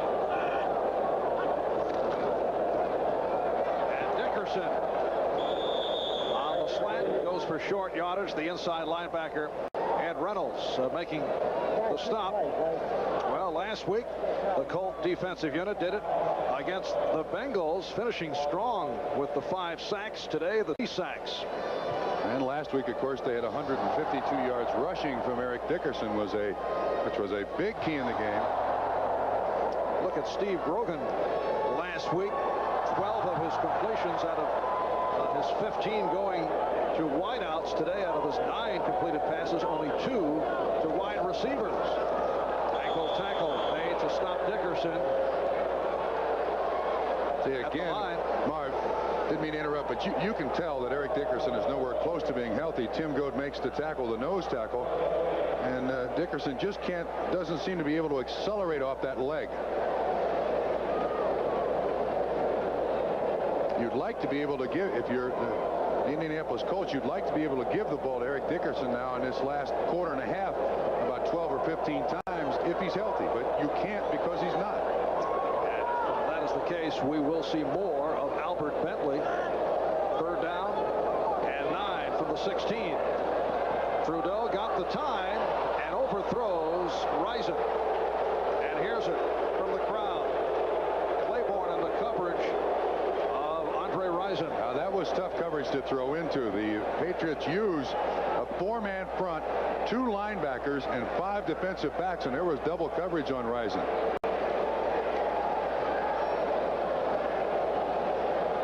Stark and punt formation. He is back at his 1-yard line, and Sammy Martin is downfield. 4th punt of the day for Stark. Martin comes up on this one, bouncing at midfield, and it took a good hop for the Patriots. So Stark with a rare poor punt, only 31 yards. Back in a moment. Eric Dickerson on the sideline. You see that right hamstring taped heavily. He just went to the phone and called one of the coaches upstairs, and I don't know, he may have told him that I can't go anymore. Meanwhile, the Patriots back to the offense. Stevens on the completion, stopped by Harrod, picked up 9 on the play. Eric Dickerson bothered again by the hamstring pull. Had one real good run in the first half, Dickerson style run, not long range, but as you saw a moment ago, 56 yards, 12 carries, but not his usual gliding self. Yeah, he's talking to Leon Burknett, the running back coach here in the booth right next to us, and I don't know what Eric is saying, but he does not look healthy. 2nd and 1. Cedric Jones in motion. And it is a 1st down for John Stevens. The ball did pop loose, but recovered by the Patriots. Fred Young on the tackle. Looked like Perriman got it back. Stevens, a guy who does not cough the ball up, but his running mate Perriman does recover the fumble. So now the Colts have done this week what the Bengals did last week for the Colts, allowed their opponent to stay in the game. And here New England with great field position on the plus side of the 50 once again. There you see the ball loose, and Perriman recovers.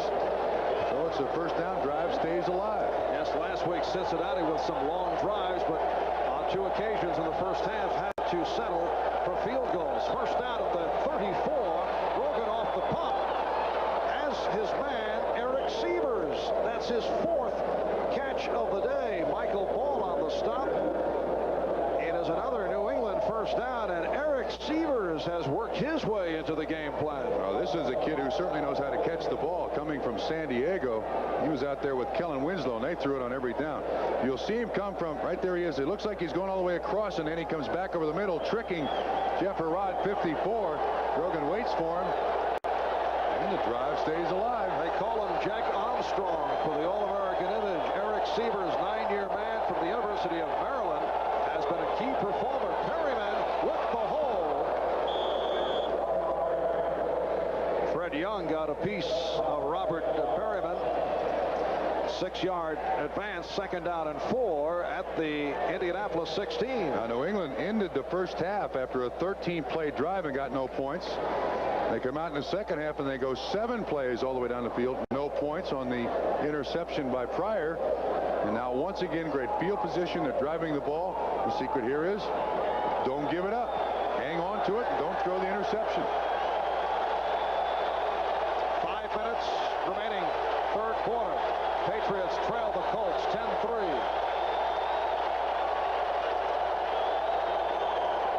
Stevens broke 1 tackle and then hit down for a loss by Ball. But Chip Banks makes the play, Marv. Banks looked like he was coming on the outside blitz, and he really destroys the timing of the entire play. This remains one of the most remarkable stories of the '89 season. He had basically 2 days practice. Now watch, the first guy you'll see out here, Chip Banks, right there. And that destroys the timing of the pattern and the run. And then the rest of them are there to make the tackle. And it is a gamble by the Colts getting back to the Banks situation. Banks has been arrested on drug-related charges 5 times over a 2-year period, pleading guilty twice. 3rd down, 7. Grogan able to complete for the 1st down and more. Connecting with Sammy Martin, who was hit down by Mike Pryor. It will be a 1st and goal at the 4.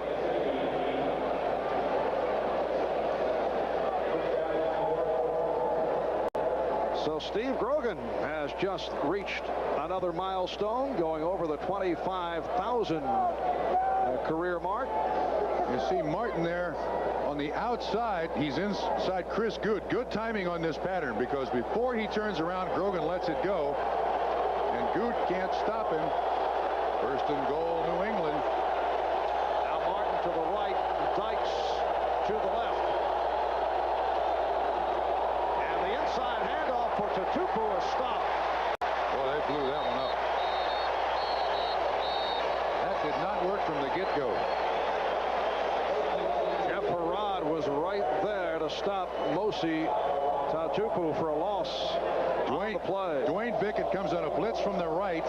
See Armstrong, 79, gets in and he stops 78. Bruce Armstrong. That's Harvey Armstrong versus Bruce Armstrong, and that play was ugly. It should have lost yards. 2nd and goal back at the 8. Well, you got to think, if you're ever going to get the ball to Hartley Dykes, and he's not even in there. Big receiver, goal line situation, and he's on the sideline. Grogan throwing, touchdown, Cedric Jones, and the Patriots move within 1. So Cedric Jones with his 3rd touchdown reception of the season.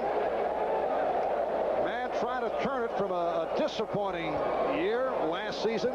6 drops in all, that by Cedric's count, and has come on after being on what can be considered the bubble during preseason. His job was in jeopardy. But boy, did he work in the offseason.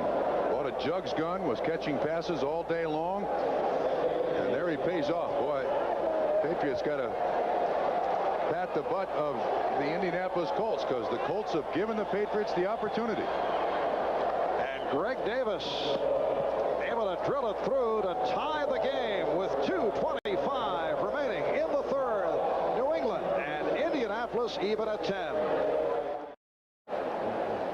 Good pass protection for the New England Patriots. There's very little pressure here on Steve Grogan. He waits for Cedric Jones. Bickett finally gets in there. And I'm telling you, the Colts haven't done much since the 1st quarter. And they had given up only 4 touchdowns the last 23 quarters prior to that touchdown reception for Dan on the return. And the Patriots continue to do an excellent job of the coverage of the speedy Clarence Verdun. A penalty has been called, looks to be against Indianapolis. You know, Elway couldn't get the ball in the end zone. Esiason couldn't get the ball in the end zone. Pushing it back, number 59, holding 69 on the return. Just things like that You realize the Colts just aren't with it today. Larson is one. Dixon is the other caught. Look at that. Colts in the first quarter up and down the field. Since then, Push in the back, number 59 on the return. First down. So the ball is spotted back at the 12-yard line. And the Indianapolis Colts, with Jack Trudeau, who has cooled down since the early going, will start out.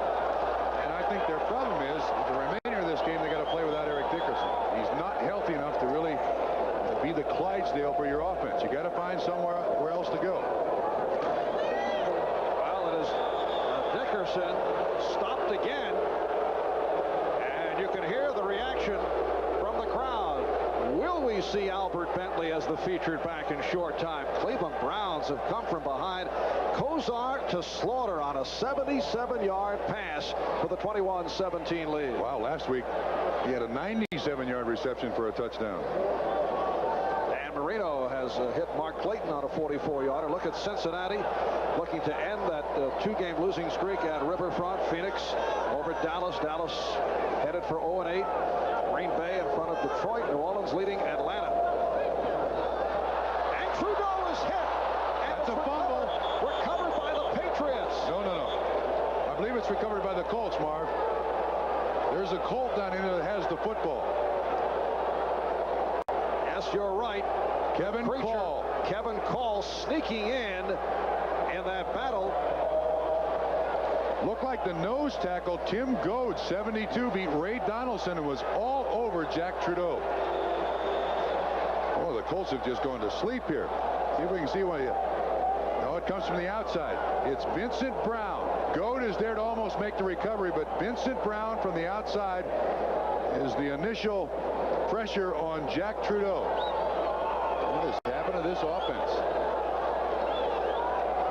And it's now Dickerson and Bentley in the backfield. It's a third down and 19 back at the 3. And off the draw, Dickerson is stopped. He just cannot accelerate. Now, Rembert makes the tackle, and once again now, you see tempers flare.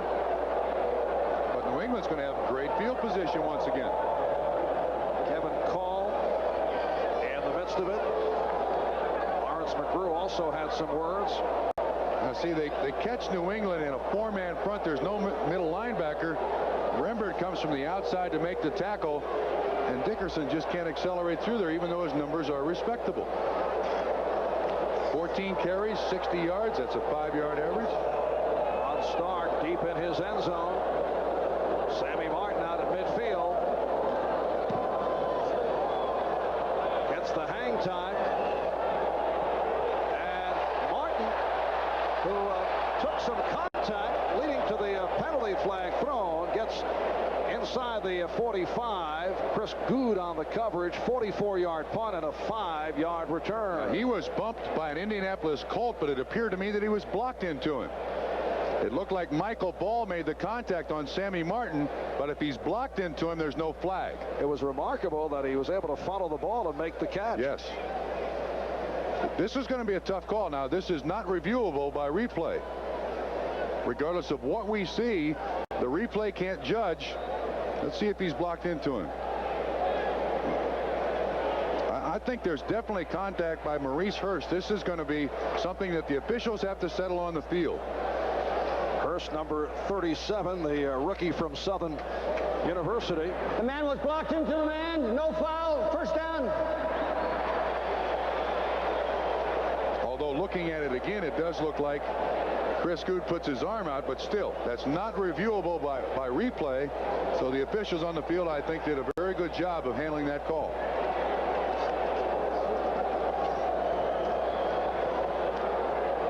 And now they're trying to decide where the ball should be spotted.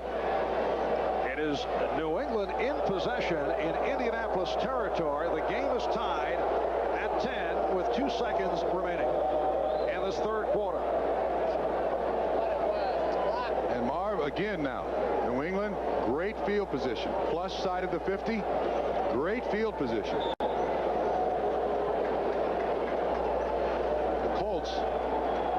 basically giving this game to New England. Meyer of execution has said that he fears New England because it is a desperation game for the Patriots with a record of 2-5. Robert Perryman pulling his way, and this third quarter comes to a close. So after 3 at the Hoosier Dome, the Colts and the Patriots are. Welcome back to the Hoosier Dome in Indianapolis. 59,356 capacity crowd on hand at the Dome. That's Albert Bentley on the phone. Albert Bentley has been spotted, has not gotten the ball much thus far. Eric Dickerson, despite the obvious struggle he's had with the pulled hamstring, has been the featured back. This game could not have gone worse for Indianapolis. Look at the third quarter numbers. Patriots 103 yards. The Colts 1. 2nd and 4. New England at the Indianapolis 41. Stevens going wide. Picks up the first down. Run out by Jeff Harrod, the inside linebacker who has played exceptionally well. John Stevens in his second year out of Northwestern Louisiana State. And again, those used to seeing John Stevens run the ball for the New England Patriots, that neck collar knew. Jeff Fuller, the guy hit from San Francisco, went to the hospital, but John Stevens also suffered some neck problems from that hit last week. Look at that. A nightmare for Indianapolis in the third quarter. After they dominated in the first half, but led by only 7. First down at the 36. 83 Jones in motion. Stevens to the 35. Picked up 1. And L. Thompson, the left defensive end, on the stop. You see a nice lead block by Robert Perryman here, but this should be beautiful. Watch Fred Young, 56. Watch him take on Perryman. Boom. Pulls his legs right at that spot there to assist on the tackle with Donnell Thompson for little or no gain.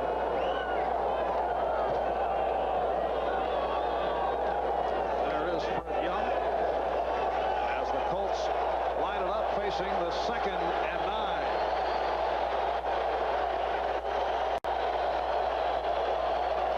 Opening minute, 4th quarter. Again, Stevens. He tried to follow David Douglas, but Michael Ball would not allow it. And a look around the 10-minute ticker. The Cleveland Browns have added to their lead on a touchdown pass off the option thrown by Eric Metcalf. 28-17 for Cleveland. Chicago in front of the Rams. The Bears have lost 3 straight going in. Buffalo 24-10, led by Frank Reich, leading Miami. Cincinnati pounding it over Tampa Bay. Phoenix on top. Kansas City now has overtaken Pittsburgh. Green Bay with the lead, and New Orleans by 3. The guy that New England has gone to here is Sammy Martin. He's near side. And Steve Grogan wants to talk it over. Timeout taken with a 3rd down and 8 from the 34. We'll be back after this from your local station.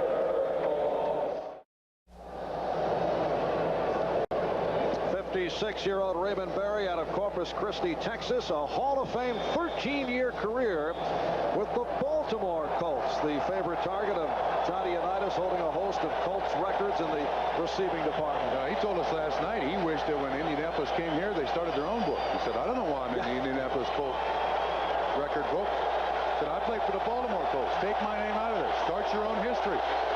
3rd down and 8. Patriots at the Colt 34. The game tied at 10. And the completion again to Severs, but he is held in check short of the first down. Keith Taylor, one of the heroes from last week's victory over the Cincinnati Bengals. Number 27 making the stop. They're bringing Greg Davis in. His longest field goal was 52 yards versus Atlanta. This will be 49 yards, so it's certainly in his range. Good coverage by the Colts. He had to go to the underneath receiver. And this will be a 48-yard attempt. He missed earlier from 37, and he hit from 47 for a early 3-0 lead. 3 for 5 from 40 to 49, Marv. And here it is from long range, and it is good. Greg Davis from 48 yards away. The Patriots by 3. They leave the Colts 13 to 10. Here it is, Davis, who hit earlier from 47, now does it from 48. Well, Greg Davis, and that is not Greg, just hit from 48 yards away to give the Patriots a 13-10 lead. Davis, an unprotected free agent, signed from Atlanta. He spent 2 years with the Falcons, and he has turned the New England kicking game around. Last year, it was a disaster. Here's Pruitt, across the 20. He broke a tackle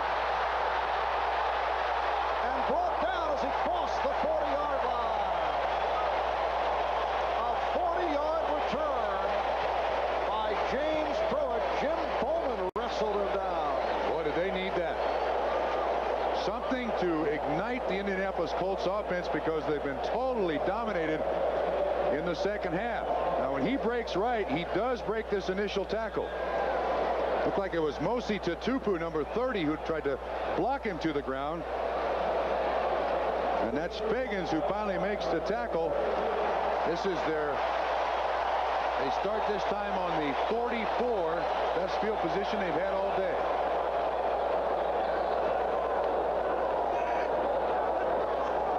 And Trudeau to throw on first down. And it was dropped. Andre Rison, the intended receiver. Rison with 5 catches on the day for 116 yards.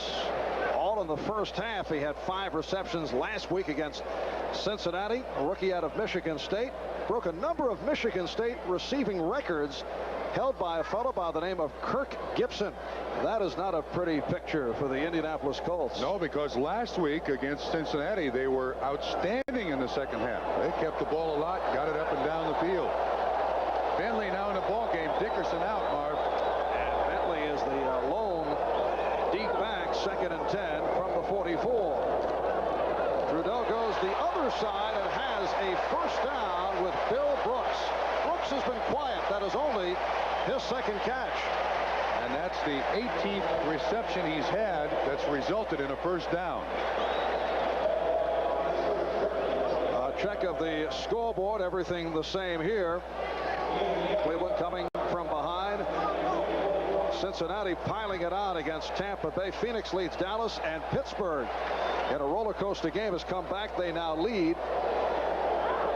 A Bubby Brister touchdown pass to Lewis Lips, 64-yard pass play. First out at the 45. Bentley, straight ahead move by Albert Bentley. James and Bowman combining to make the tackle. Dickerson to the sideline, apparently bothered by that hamstring injury. 4 weeks ago in the game against the Falcons, he strained his right hamstring, and then he pulled up lame following his touchdown last week late in the game against Cincinnati, and pulled another part of the hamstring. 2nd and 8 at the 43. So Bentley has taken over for Dickerson. Trudeau, sideline pass. Oh, beautiful catch. Nice pattern, too. Andre Rison able to hold on inbounds for the first down. For a rookie, and coming out of Michigan State, where you don't have a real sophisticated passing game, this kid does some extraordinary things. Now watch, you see Claiborne is deep. Now watch him come back for the football. He plants, comes right straight back. And if he doesn't, 37 Hurst is there to make the interception. Boy, that's pretty. Coaches love to see that in young receivers and old receivers as he continues this career day. And he is split to the left. First down at the New England 30.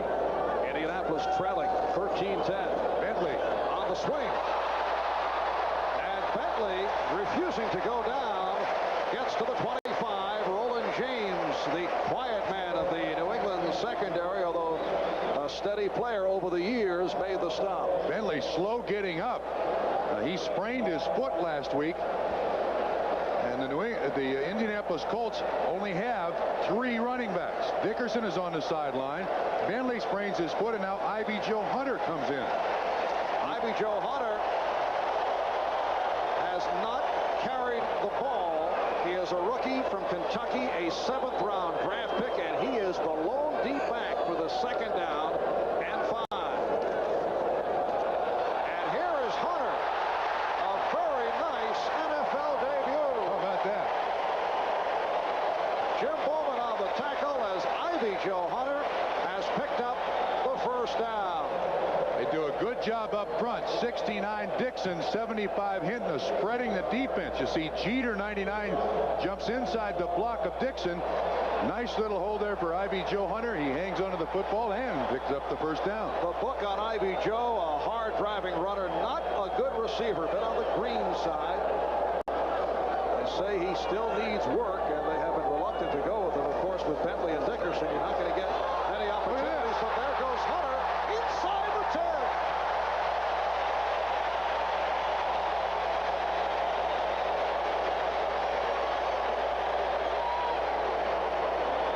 Well, coming out of the University of Kentucky, he's certainly used to wearing these colors, isn't he?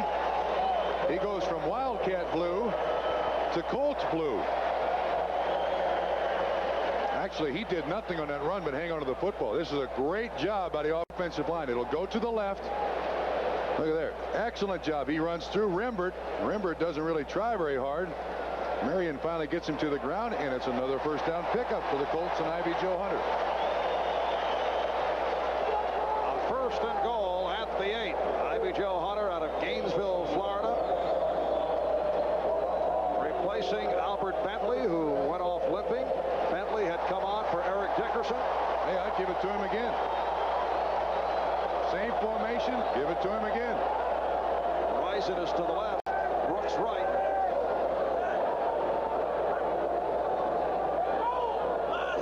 Poyer in motion, and it is Hunter getting the call. A short pickup. 8:25 remaining in the 4th quarter. Patriots with a 13-10 lead on the Colts, but Indianapolis on the move. This drive started at their own 44 after the good kickoff return by James Pruitt, and they got the spark they needed. Bentley now back in the ball game. And a rousing applause for Ivy Joe Hunter's first 3 carries in the NFL. 3 carries, 20 yards for the rookie from Kentucky. And a timeout called by Trudeau. And we will go to commercial. When we resume, it'll be a 2nd and goal at the 7. So next week, most of you will see the Colts and the Dolphins.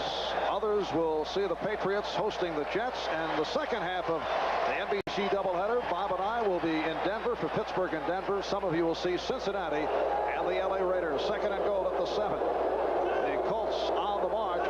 They're trailing the Patriots 13-10. Trudeau throwing end zone. Touchdown. Touchdown is indicated. The tight end, Mark Boyer, did get in and then was pushed out. His first touchdown of the season.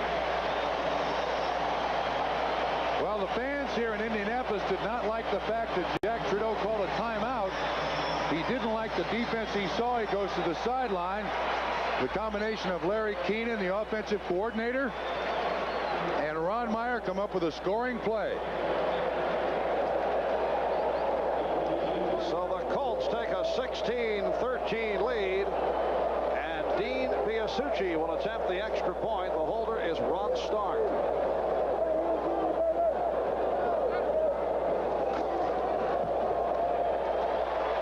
It's right there with 7:48 remaining. In the 4th, the Colts have overtaken the Patriots 17-13. And Jack Trudeau is now 13 for 25, 227 yards, and 2 touchdowns. Marv, this is an interesting formation that the Colts run. This is Beach. This is Boyer. He just goes down and turns around, and it looks like New England just forgets about it because Trudeau is locked into him all the way. He just gets kind of lost in the shuffle. Just as he turns around, Trudeau throws it. That ball breaks the plane of the end zone. Touchdown, Colts. And for Boyer, his first touchdown of the season, only his third catch. The Colts do not look for their tight ends. The other tight end, Pat Beach, with only 4 receptions. Boyer now with 3. John Brandis, listed as a tight end, has not caught a ball. They don't look for him. Yeah, for those in New England wondering about was that or was that not a touchdown, the ball has to break the plane of the end zone.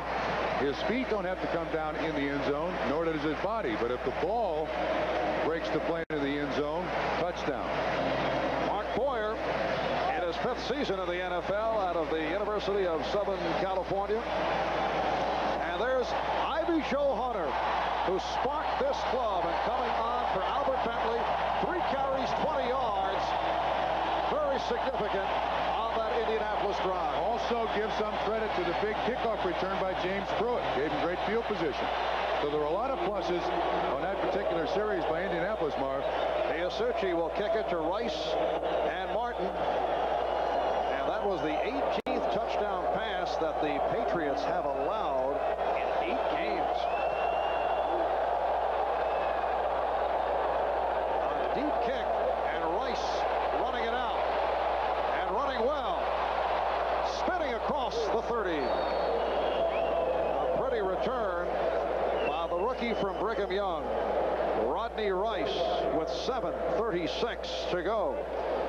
In this 4th quarter, the Patriots back to the offense, trailing 17-13. Colts have 57 yards in the second half. You can see where they got 56.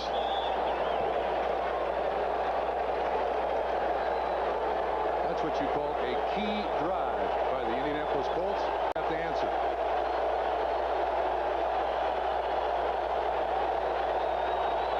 First down at the 33 for Grogan.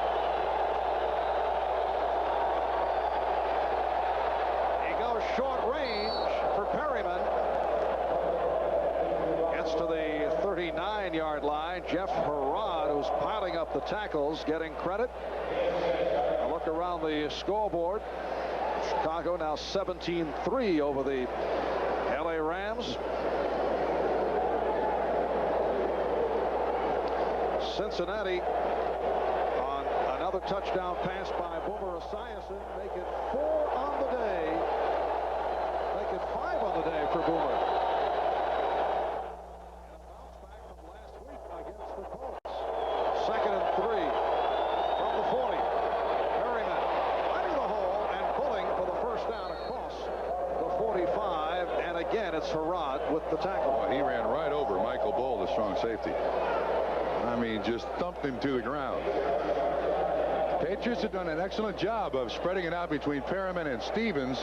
And if you'll watch the end of this play, when Perryman goes through the line of scrimmage, Michael Bull tries to make the tackle. And you see him on the left. Boom. Runs right over him. Herrod on the assist. First down, Patriots.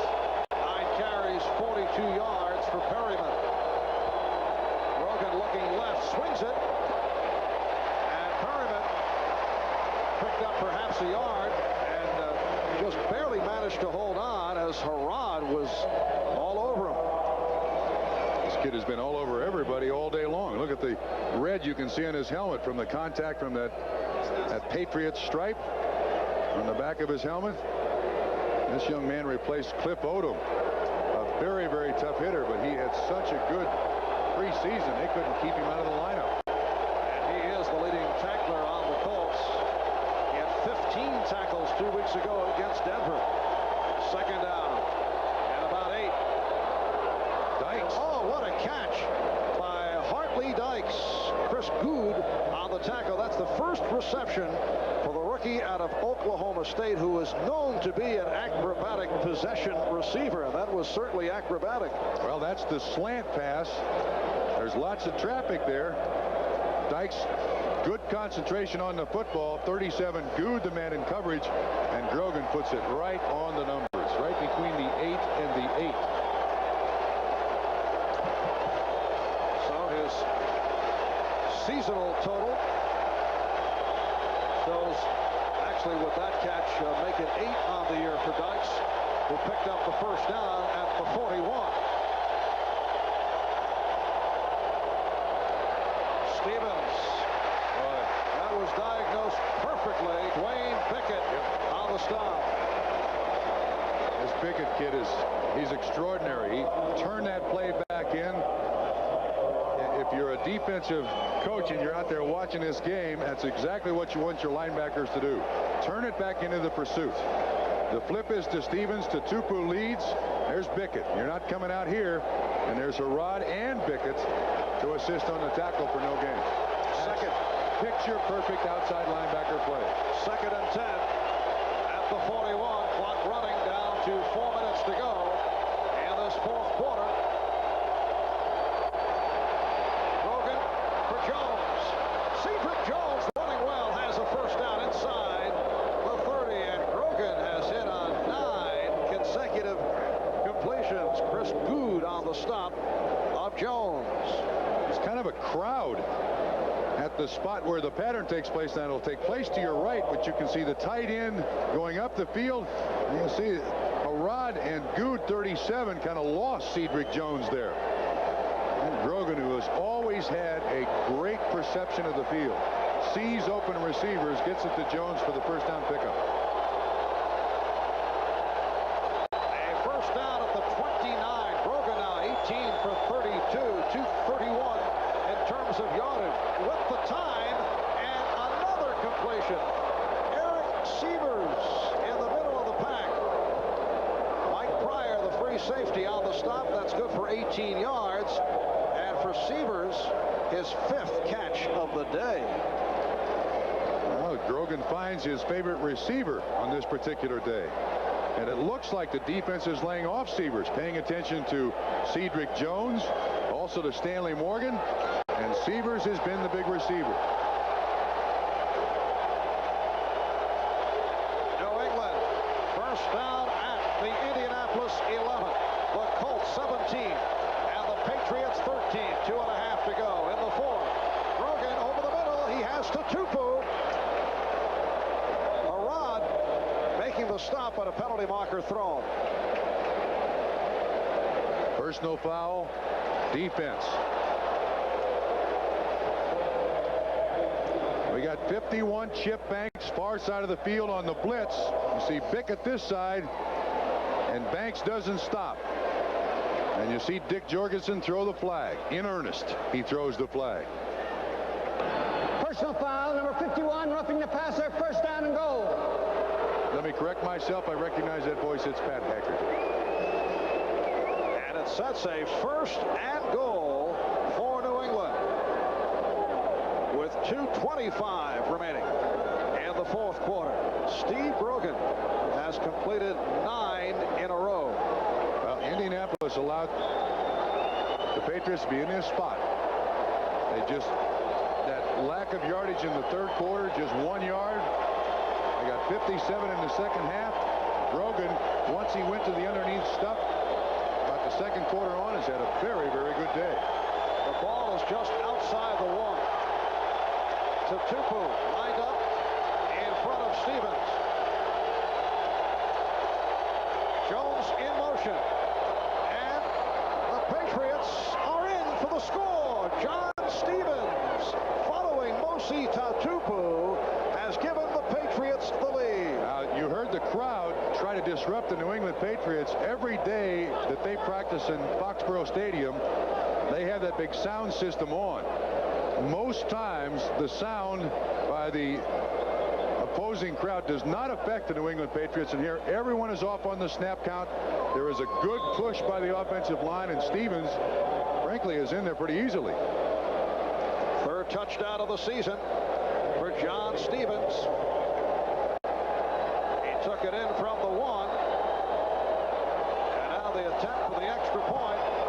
Greg Davis able to put it through. The 4th lead change of the day, and New England in a seesaw battle, taking a 20-17 lead with 2:22 left in this 4th quarter. And Steve Grogan, man man who made his first start since September of last season. That was last week against San Francisco. In the lineup once again today and has done the job. He had one down period and has come back very strong with 9 straight completions. Excellent push there. Stevens in easily. Grogan completed his last 9 in a row, 6 of 6 in that drive, 19 of 33 on the day, 250 yards. In the Cleveland-Houston game, Bernie Kosar ran one in, succeeded on a flea flicker on an 80-yard pass play, threw another, and Bud Carson pulling out all the stops. Eric Metcalf on the halfback option throwing a touchdown to Reggie Langhorne. Bears now 17-10 over the Rams. Buffalo opening up 31-10. Cincinnati and a walkaway against Tampa Bay. Phoenix leads Dallas. Pittsburgh back in front of Kansas City. Detroit and Green Bay now even at 20.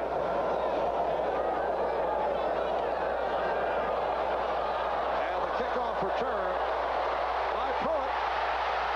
James Pruitt with another beautiful run. Forced out by Howard Fagan. A 48-yard return by Pruitt. You can't ask for anything better out of your kickoff return than to give your offense good field position. Pruitt with great foot speed. Fagans pushes him out just across the 50, just their side of the 50-yard line. Well, I'll tell you what, they got a monster kicker here in Dean Biasucci, too. So they don't need much yardage for the game-tying field goal. Well, Pruitt, a 40-yard return on the previous kickoff, and now 48. So first down from midfield for Indianapolis with 2:12 left in the fourth.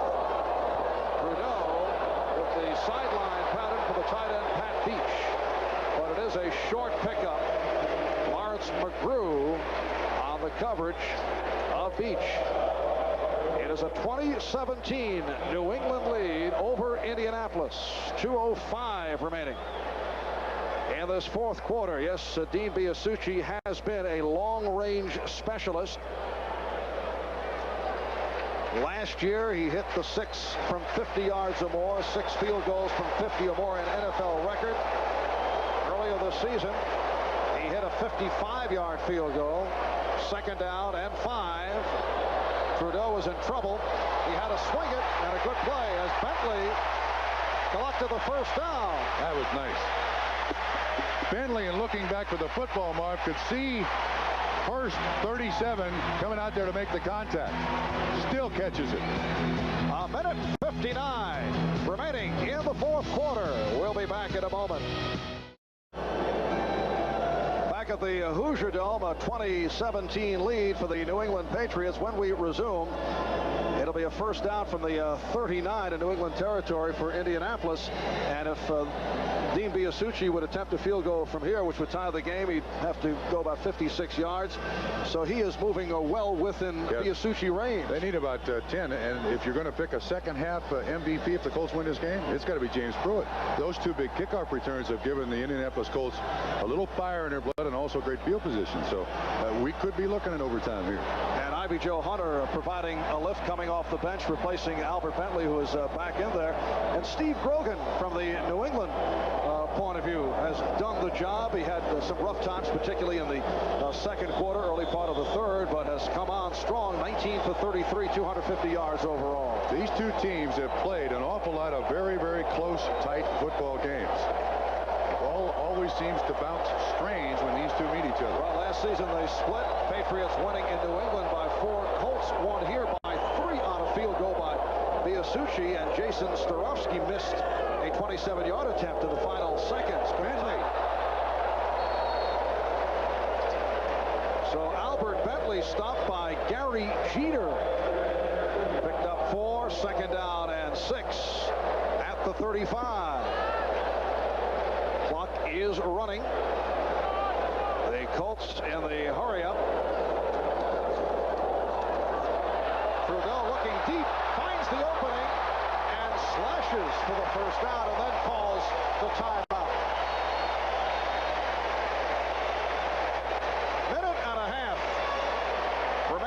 in the fourth quarter. The timeout taken. We'll be right back. Reserve. Colts with one timeout remaining. Patriots have two. First down for Indianapolis at the New England 26. A minute and a half left in this fourth quarter. Bentley right in the middle. Oh, he missed it. And Trudeau goes incomplete. The intended receiver, Clarence Burdan. Fred Marion, the free safety, on the coverage. Marv, Albert Bentley was right down the middle, wide open. No one within 5 yards of him. Watch, you'll see the whole thing. Bentley comes from the backfield. Look at him. Look at him. He's standing there wide open. Jack doesn't see him. Throws to the outside. Oh. It is a 2nd and 10 at the 26-yard line. Ron Meyer, one-time head coach of the New England Patriots, facing a very important stretch here with that Colt record at 4 up and 3 down. They're down by 3 to the Patriots. Trudeau from the shotgun. Same play. And he slides short of the first down at the 21. Clock is running. They ran the same play, and that time Rembert had Bentley covered. But he is getting linebacker coverage. You can run Bentley deeper, and I think he'd be open. It is a 3rd and 6. Colts are certainly in field goal range for Biasucci, but they're looking for the 6 points. Oh, Bentley drops it. Oh, a costly play. Was ready to turn upfield too quickly. Wide open, and he knows it. That would have been a first down, too. So Biasucci on to tie. Took his eye off the ball. He was thinking of the run as he made the spin. And now, Dean Biasucci, who hit earlier from 32 yards away, is 11 for 14 on the season. Will attempt from 39 yards out. Now, last week, the Patriots blocked 2 Mike Kofer field goal attempts. They stopped San Francisco twice. Let's see what happens here. He gets it away. And it is good. The game is tied at 20 with 51 seconds remaining in the fourth. So Dean Biasucci makes it 2 for 2 on the day from 32, and now from 39.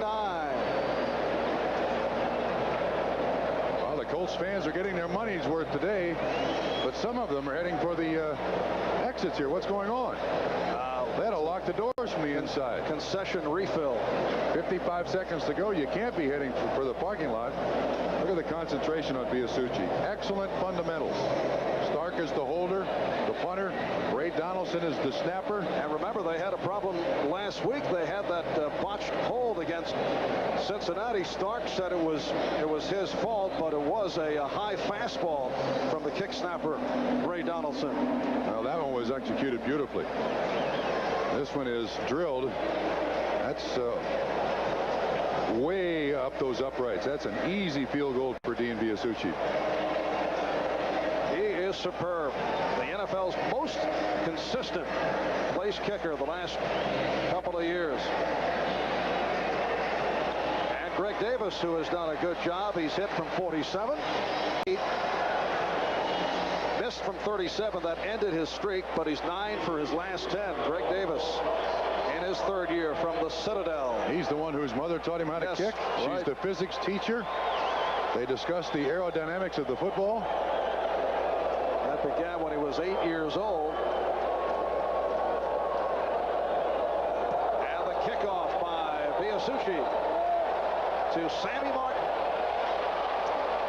Across the 15, putting the speed on, and took the hit at the 25. Down to 45 seconds remaining in this fourth quarter. You know, I think if I'm New England, I'm going to concede the rest of this game. Just kind of sit on the football, because with Biasucci's leg, any interception 15 yards down the field from this spot, you're giving Indianapolis a real chance. Patriots start out from their 25.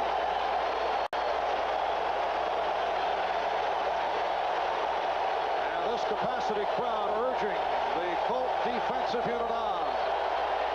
Grogan going short range. Cedric Jones run out by the left corner, Chris Good. Well, they're going to try to nickel and dime it down the field in the last 2 minutes now. Certainly in the last 40 seconds, the Colts are going to be playing very, very deep. They'll give you the short stuff. Just keep as many people as they can between you and the goal line. And of course, Raymond Berry is fully aware of that. I would imagine Steve Grogan is on his own in this last 40 seconds. Call your own plays. He has a 2nd and 2 from the 33. Over the middle, and a nice catch. Again, Jones. Patriots to the hurry-up, picked up the first down, and now a timeout has been called. The clock stopped with 28 seconds remaining in regulation. Grogan hot in this second half. He's hit 13 in a row, his last 13 in a row. Richard Wood, the guy who was the quarterback of the New York Jets before one Joe Namath. Actually, Titans. So that was about the time that Mike Tolliver was there from the University of Illinois, and then Namath came on and made everybody else a no-name. Namath and John Hewitt out of Notre Dame coming on at the same time. Richard Wood got around both the AFL and the NFL as a backup quarterback for the most part. 28 seconds remaining, fourth quarter. First down, 43. Sideline pattern could not be handled by Cedric Jones. Steve Grogan also changing the philosophy as this game has progressed. In the first quarter, he was looking for the deep pattern. Stanley Morgan caught a 50-yarder early, and since then has not caught a pass. Sievers has been the big receiver for the Patriots today. He's been the most consistent receiver, and Stanley Morgan is on the sideline. There's Harold Jackson, his coach, and one of the greatest players in the history of the NFL, standing next to him. Down to 24 seconds left in the fourth quarter. Game tied at 20. And Grogan going in the middle. The catch is made. Sammy Martin on the reception. The clock now is stopped. Well, that hurts.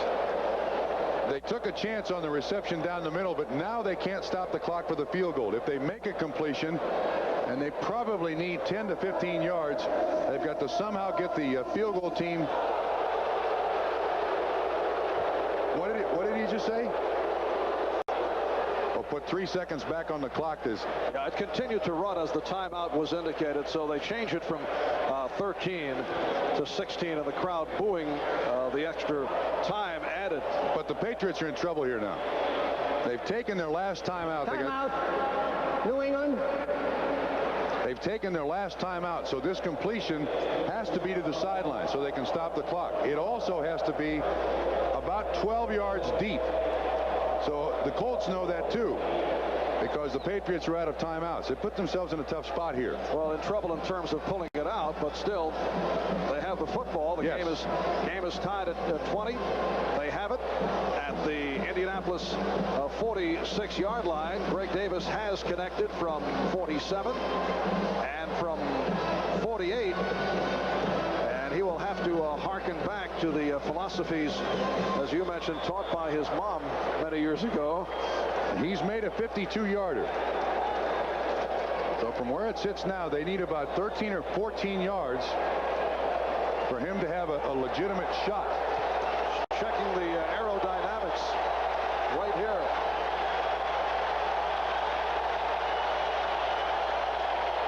And Grogan looks it over. And it's there. Goes to Morgan. And let's see. It is ruled out of bounds. Whoa, wait a minute. Incomplete. It looked to me like Taylor may have pushed him out of bounds.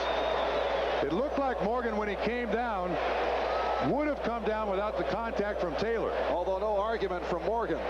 Replay can review this. Well thrown. Ooh. That's a catch. Yes.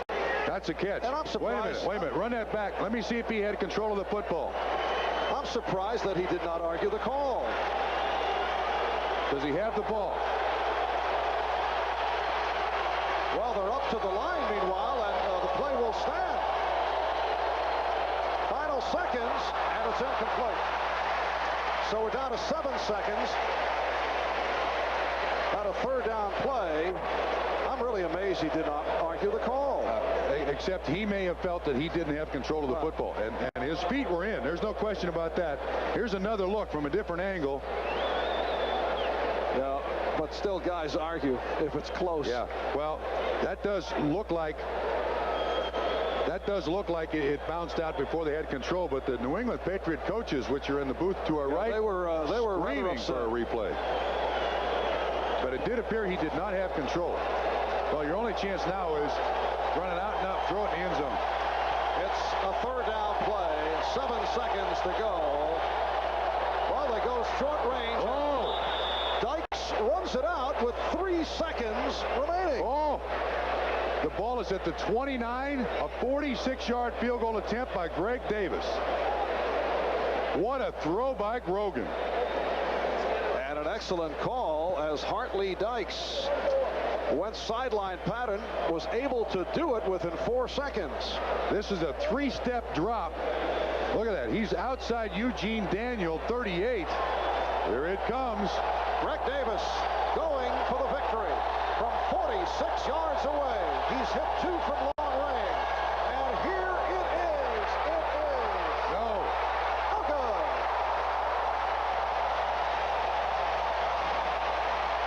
So we go to overtime.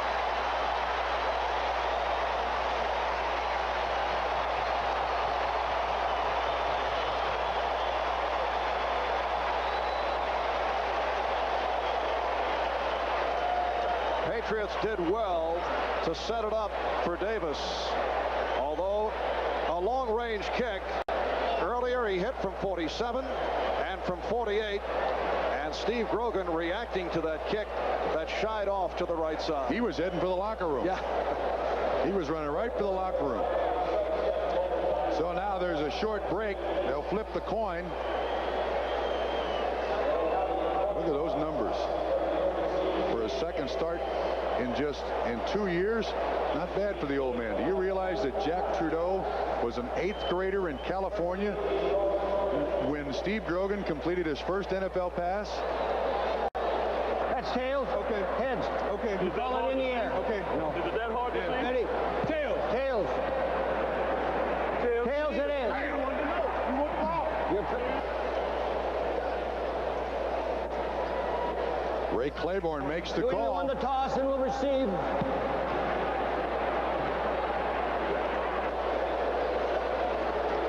It is on to overtime here at the Hoosier Dome in Indianapolis.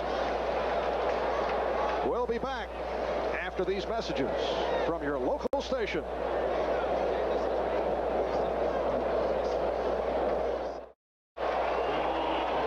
The minute this ball was kicked, Greg Davis knew that he'd missed it. And generally when a kick is missed, he's the loneliest man out on the field. But to his assistance comes the punter, Fiegels, for a little consoling, and then the rest of his teammates join him too. And we're underway in overtime as Biasucci kicks it to Sammy Martin to the 20. Change of direction. Penalty marker down. Martin gets to the 29. But a flag tossed. Orlando Lowry made the stop of Sammy Martin. Holding on the offense. You don't want to start the overtime period with bad field position. That's exactly what the Patriots have to do.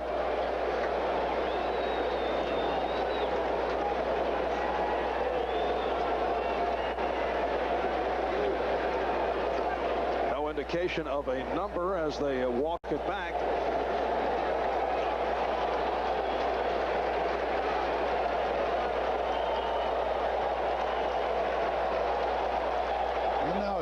And a defense, a lot of dilemmas in overtime. As an offense, do you take the same offensive approach, throw the underneath patterns? If you're a defense, do you blitz? Do you take a chance of allowing the offense to big play? Particularly against a club like the Colts, with Biasucci so dangerous from every angle. First down from the 12, tied at 20. Just the start of things in overtime. And Robert Perryman picks up 2, stopped by Thompson. The two teams have produced over 700 yards of offense and 40 points going into overtime. And the Colts have been a schizophrenic team. They looked superb last week in Cincinnati and against Buffalo 2 weeks ago, beating the Bills big, but came up empty in that 14-3 loss in Denver several weeks back. And they've had their ups and downs here today against a 2-5 New England Patriot club, so they have been totally unpredictable. As have the Patriots, who fared decently against San Francisco last week, although they lost, and have hung in here. Stevens going wide, could not make the turn. Pickett and Daniel played him well. You can see the Patriots approach, Marv, very, very conservative. 2 runs, and now 3rd down and 5. They go with the throw. Severs comes in. Stanley Morgan comes in.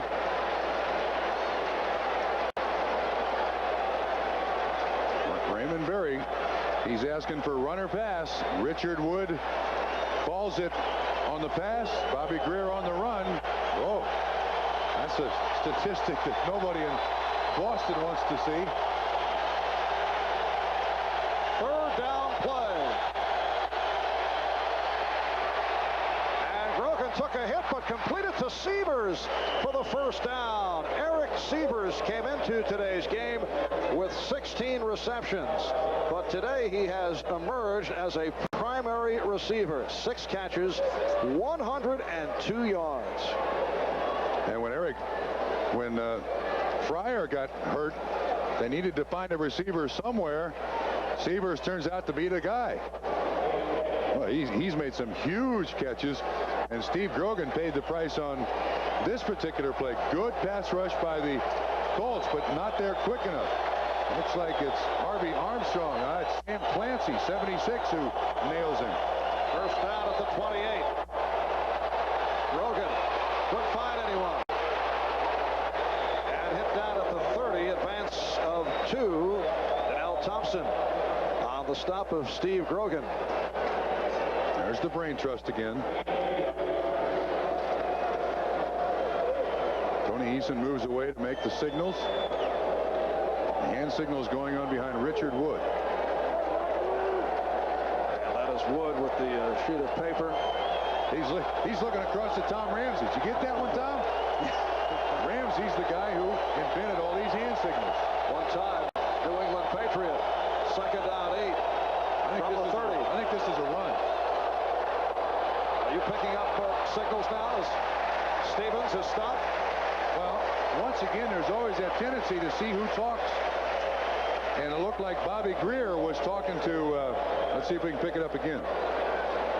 Harold Jackson motioning. Richard Wood. This is a pass. This is a pass. He's asking him again. What'd you say? And Tony's hiding way back there. Well, you'd think they'd dress him in zebra stripes or leopard skin or hot pink or something so that he's easily picked out. 3rd down and 5, and the Patriots have not done well in the 3rd down conversion department. Only 2 of 11, and Grogan will throw. Ooh! Almost a catch. So Hartley Dykes could not come up with it. A good effort, and New England is forced to punt.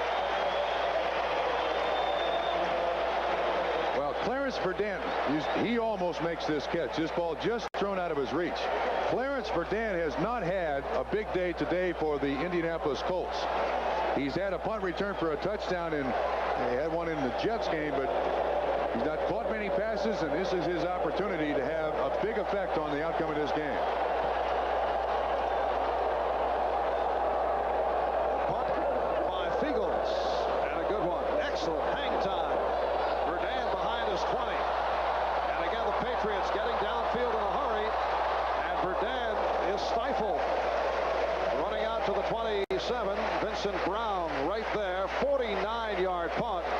Only an 8-yard return by Verdant. He's disappointed. He wanted to pop one there.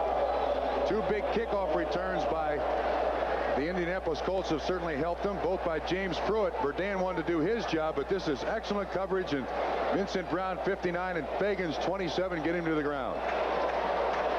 We are in overtime. 11:27 remaining. The Colts and the Patriots tied at 20. Rison is to the right side. Verdun to the left. And Trudeau incomplete. Only Rison in the area. He was further downfield. Bentley was short range. Wow, there was a defensive lineman for New England not touched. It looked like Gary Jeter was all over Jack Trudeau and nobody touched him. Well, I take it back. He got inside the center, Donaldson, and 69 Dixon to really put pressure on Jack Trudeau. Trudeau did not want to throw it that early. Trudeau now 15 for 30, 237 yards. He's thrown for 2 touchdowns. 2nd and 10 at the Indianapolis 28. On the draw, it is Bentley. And he broke it outside, refusing to go down. Fred Marion could not get him down, and Bentley has the first down. Nice sprint draw. The quarterback sprints back to the running back and gives him the ball. You try to stretch the defense. This is well done. You see Trudeau, he runs back there. Excellent blocking up front. That's Hinton 75 on McGrew. And then he fights for the yards to get the first down. Drive stays alive. Albert Bentley only goes 5'11", about 210, and very strong, as you just saw. First down at the 40. Screen. And it works. Bentley again for a first down. Falls over his own man, Dixon. If Dixon gets out of the way, Bentley's got a chance to make a couple of moves. Now watch the left guard. This is well set up. It's a quick screen to Bentley. But Dixon, in getting the block on Rembert, gets in Bentley's way and knocks him down. Albert Bentley coming on for Eric Dickerson, who, hampered by the pulled hamstring, was having his difficulties. These are all final scores. Cincinnati 56-23 over Tampa Bay. We are in overtime with 10.5 remaining. From midfield. Intended for Andre Rison. It will be a 2nd and 10 from the 50. And Green Bay knocks off Detroit in overtime. New Orleans beating Atlanta 20-13. In the later games, San Francisco off to a 7-0 start over the Jets at Giant Stadium. You want to predict the final score of that one? Jets and 49ers? And whoa! Philadelphia in front of Denver. Raiders leading Washington. 2nd and 10. A draw again. And Bentley to the 45. He went for 5. Jim Bowman stopped him. And that sets a 3rd down and 5 at the New England 45. If you just tuned in and wondering where Eric Dickerson is, about the 3rd quarter pulled himself out of the game because of that hamstring pull. He just couldn't contribute anything to the offense, so the Colts have put Bentley back there in the single back offense, and frankly they functioned very well. And Ivy Joe Hunter came on and did a nice job in a short stint. Dickerson hasn't had any monster games in the past against the Patriots. He's had 3 100-yard-plus games, but those were all losses for his team. Trudeau getting the time, could not find anybody, and then goes incomplete. The pass intended for Clarence Verdun. So it is a 4th and 5 at the 45. 49-17.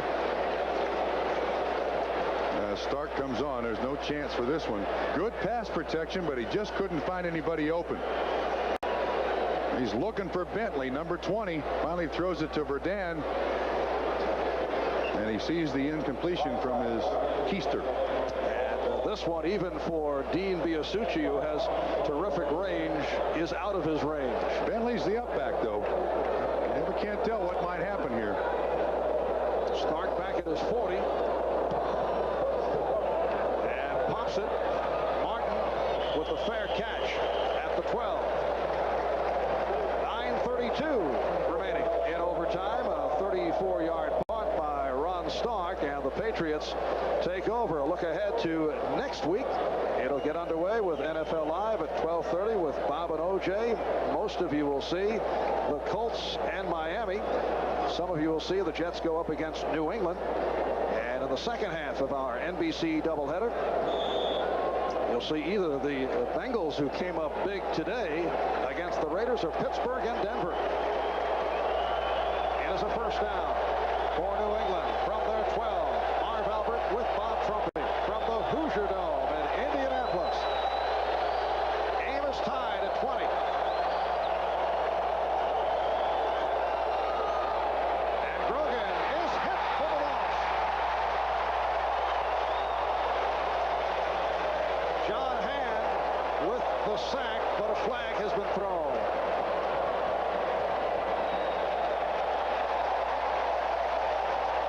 It is against New England. Third sack of the day by the Colts. I think you take the sack because it also eats up the down. Colts come in as the number 4 team in sacks in the league. Holding, offense number 73, declined. Second down. The hold on the left tackle, Danny Villa, a 3-year veteran out of Arizona State. It didn't help because John Hand got the sack. He held him, tackled him, and Hand still gets there.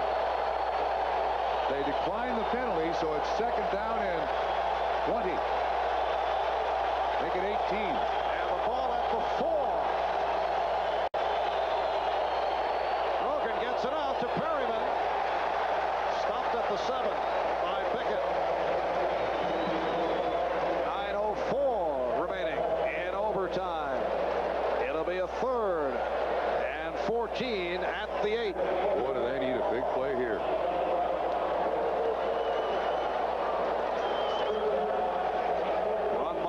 Colts with a record of 4-3. They've won 4 of the last 5 after opening at 0-2.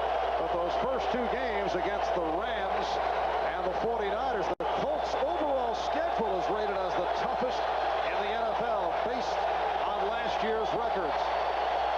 The crowd rising. 3rd and 14 as Grogan throws side. Oh, he caught it. Sammy Martin caught it. Oh, what a catch by Sammy Martin. It'll be reviewed. It's right in front of Ron Meyer. Oh, what a highlight. A magnificent reception by Sammy Martin. If it holds, it's a 27-yard pass play and his 4th catch of the day. Grogan gets absolutely hammered. Oh, boy. This is going to be very, very close. Now, there is a diamond vision screen here in the Hoosier Dome, and the fans are trying to be officials here. The question is, does he have possession of it before his knee touches the out-of-bounds marker? It has been a very busy day for the replay official, Grover Clemmer. He had 4 plays to review in the first half. He's had several here. Sammy Martin took a hard hit, was shaken up, and is all right. This may be very, very close, but on that second review, I think it's going to be ruled an incompletion. It looks like his left knee. There's Grover. Behind those monitors. If it holds, it will be a first down for New England from their 36. Watch his left knee. In or out? Well, I don't know if there's enough evidence to overturn that, so I think the reception is going to stand. And the umpire is saying nothing, so the reception stands. Right, Patriots to the line. Grogan is now 27 for 45, 347 yards. And he's able to pump it to Cedric Jones, and we get the word from the replay booth that the replay was inconclusive. Yeah, to remind you, you must have, this is an interesting word, irrefutable evidence to overturn the call on the field. It's a word that covers a lot of ground. Obviously written by a lawyer somewhere. Not something that you and I bring up in our normal everyday language. Why, just at breakfast the other day with my kids. It is a second down and 42 at the 44. That's time remaining in overtime. Game tied at 20. Perryman to the 46, close to the first down. Met by the front line of Thompson, Armstrong, and Hand. Well, you know, I was just thinking, I think that pass by Steve Grogan puts him very close to 400 yards passing for the day. I mean, he's getting up there. Grogan it's 353 yards passing, 46 attempts. That's on an old arm. He may have ice on that thing all week. It's a 36-year-old arm. Steve Grogan coming off surgery, removing a herniated disc in his neck, which was pinching a nerve to the right arm. And he thought Grogan would retire after last season. First down at the 47. Stevens trying to go wide. So the Patriots did pick up the first down, and Stevens was run out by the strong safety Michael Ball.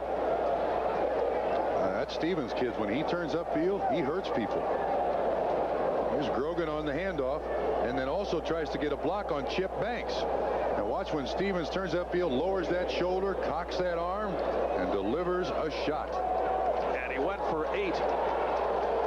2nd and 2. At the Indianapolis 45. 6:48 left in overtime. Now Stanley Morgan to the left. Cedric Jones to the right.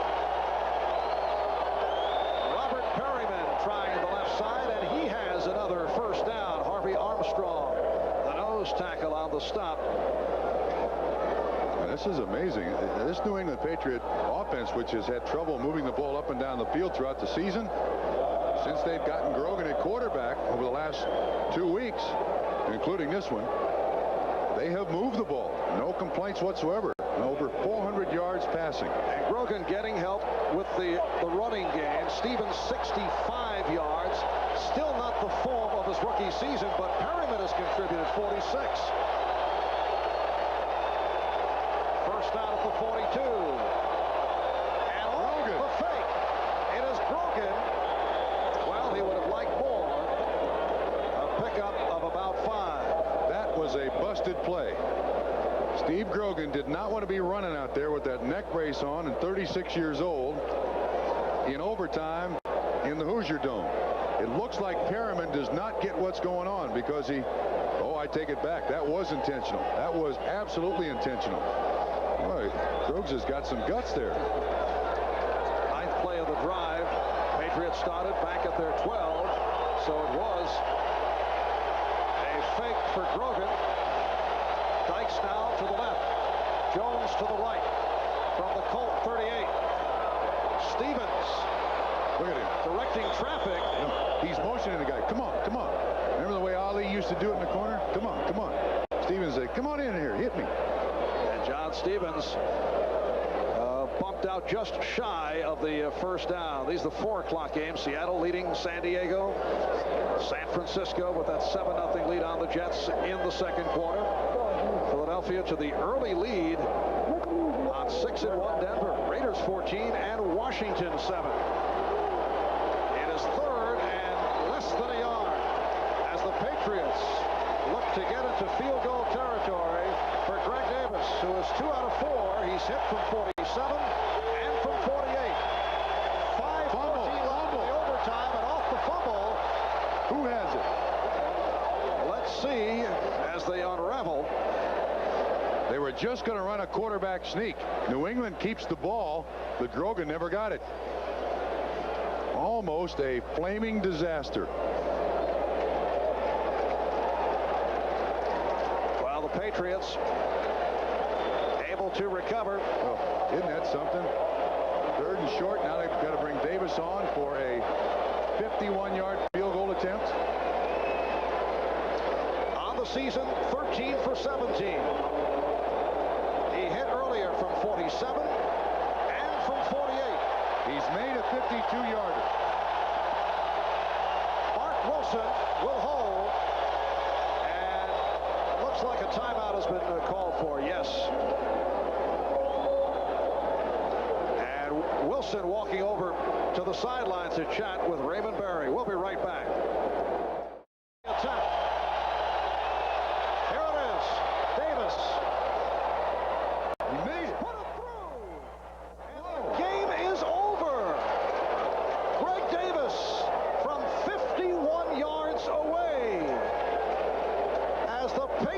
Patriots have surprised the Colts in overtime to do it by the score of 23-20. So the Indianapolis Colts go to 4-4 and the Patriots to 3-5 as they have come up with the upset victory, knocking off the Colts here at the Hoosier Dome in overtime on a 51-yard field goal by Greg Davis, a game that saw the lead change on 5 occasions. Our Most Valuable Player Award, sponsored by Budweiser, and there he is, New England quarterback Steve Grogan. And Budweiser will make a contribution to the United Way on behalf of all the MVPs selected in today's game. Grogan 28 for 46, 353 yards, 1 touchdown, 2 interceptions. At one point he hit 13 in a row as he turned things around. So Steve Grogan, in his second start this season, has engineered a 23-20 victory over the Indianapolis Colts. Thanks to our producer Ken Edmondson, director Andy Rosenberg, our statistician Mr. Stats Elliot Cow, Marv Albert with Bob Trumpy saying so long from the Hoosier Dome in Indianapolis. Overtime victory for the Patriots by the score of 23-20. Thanks for tuning in. So long, everybody.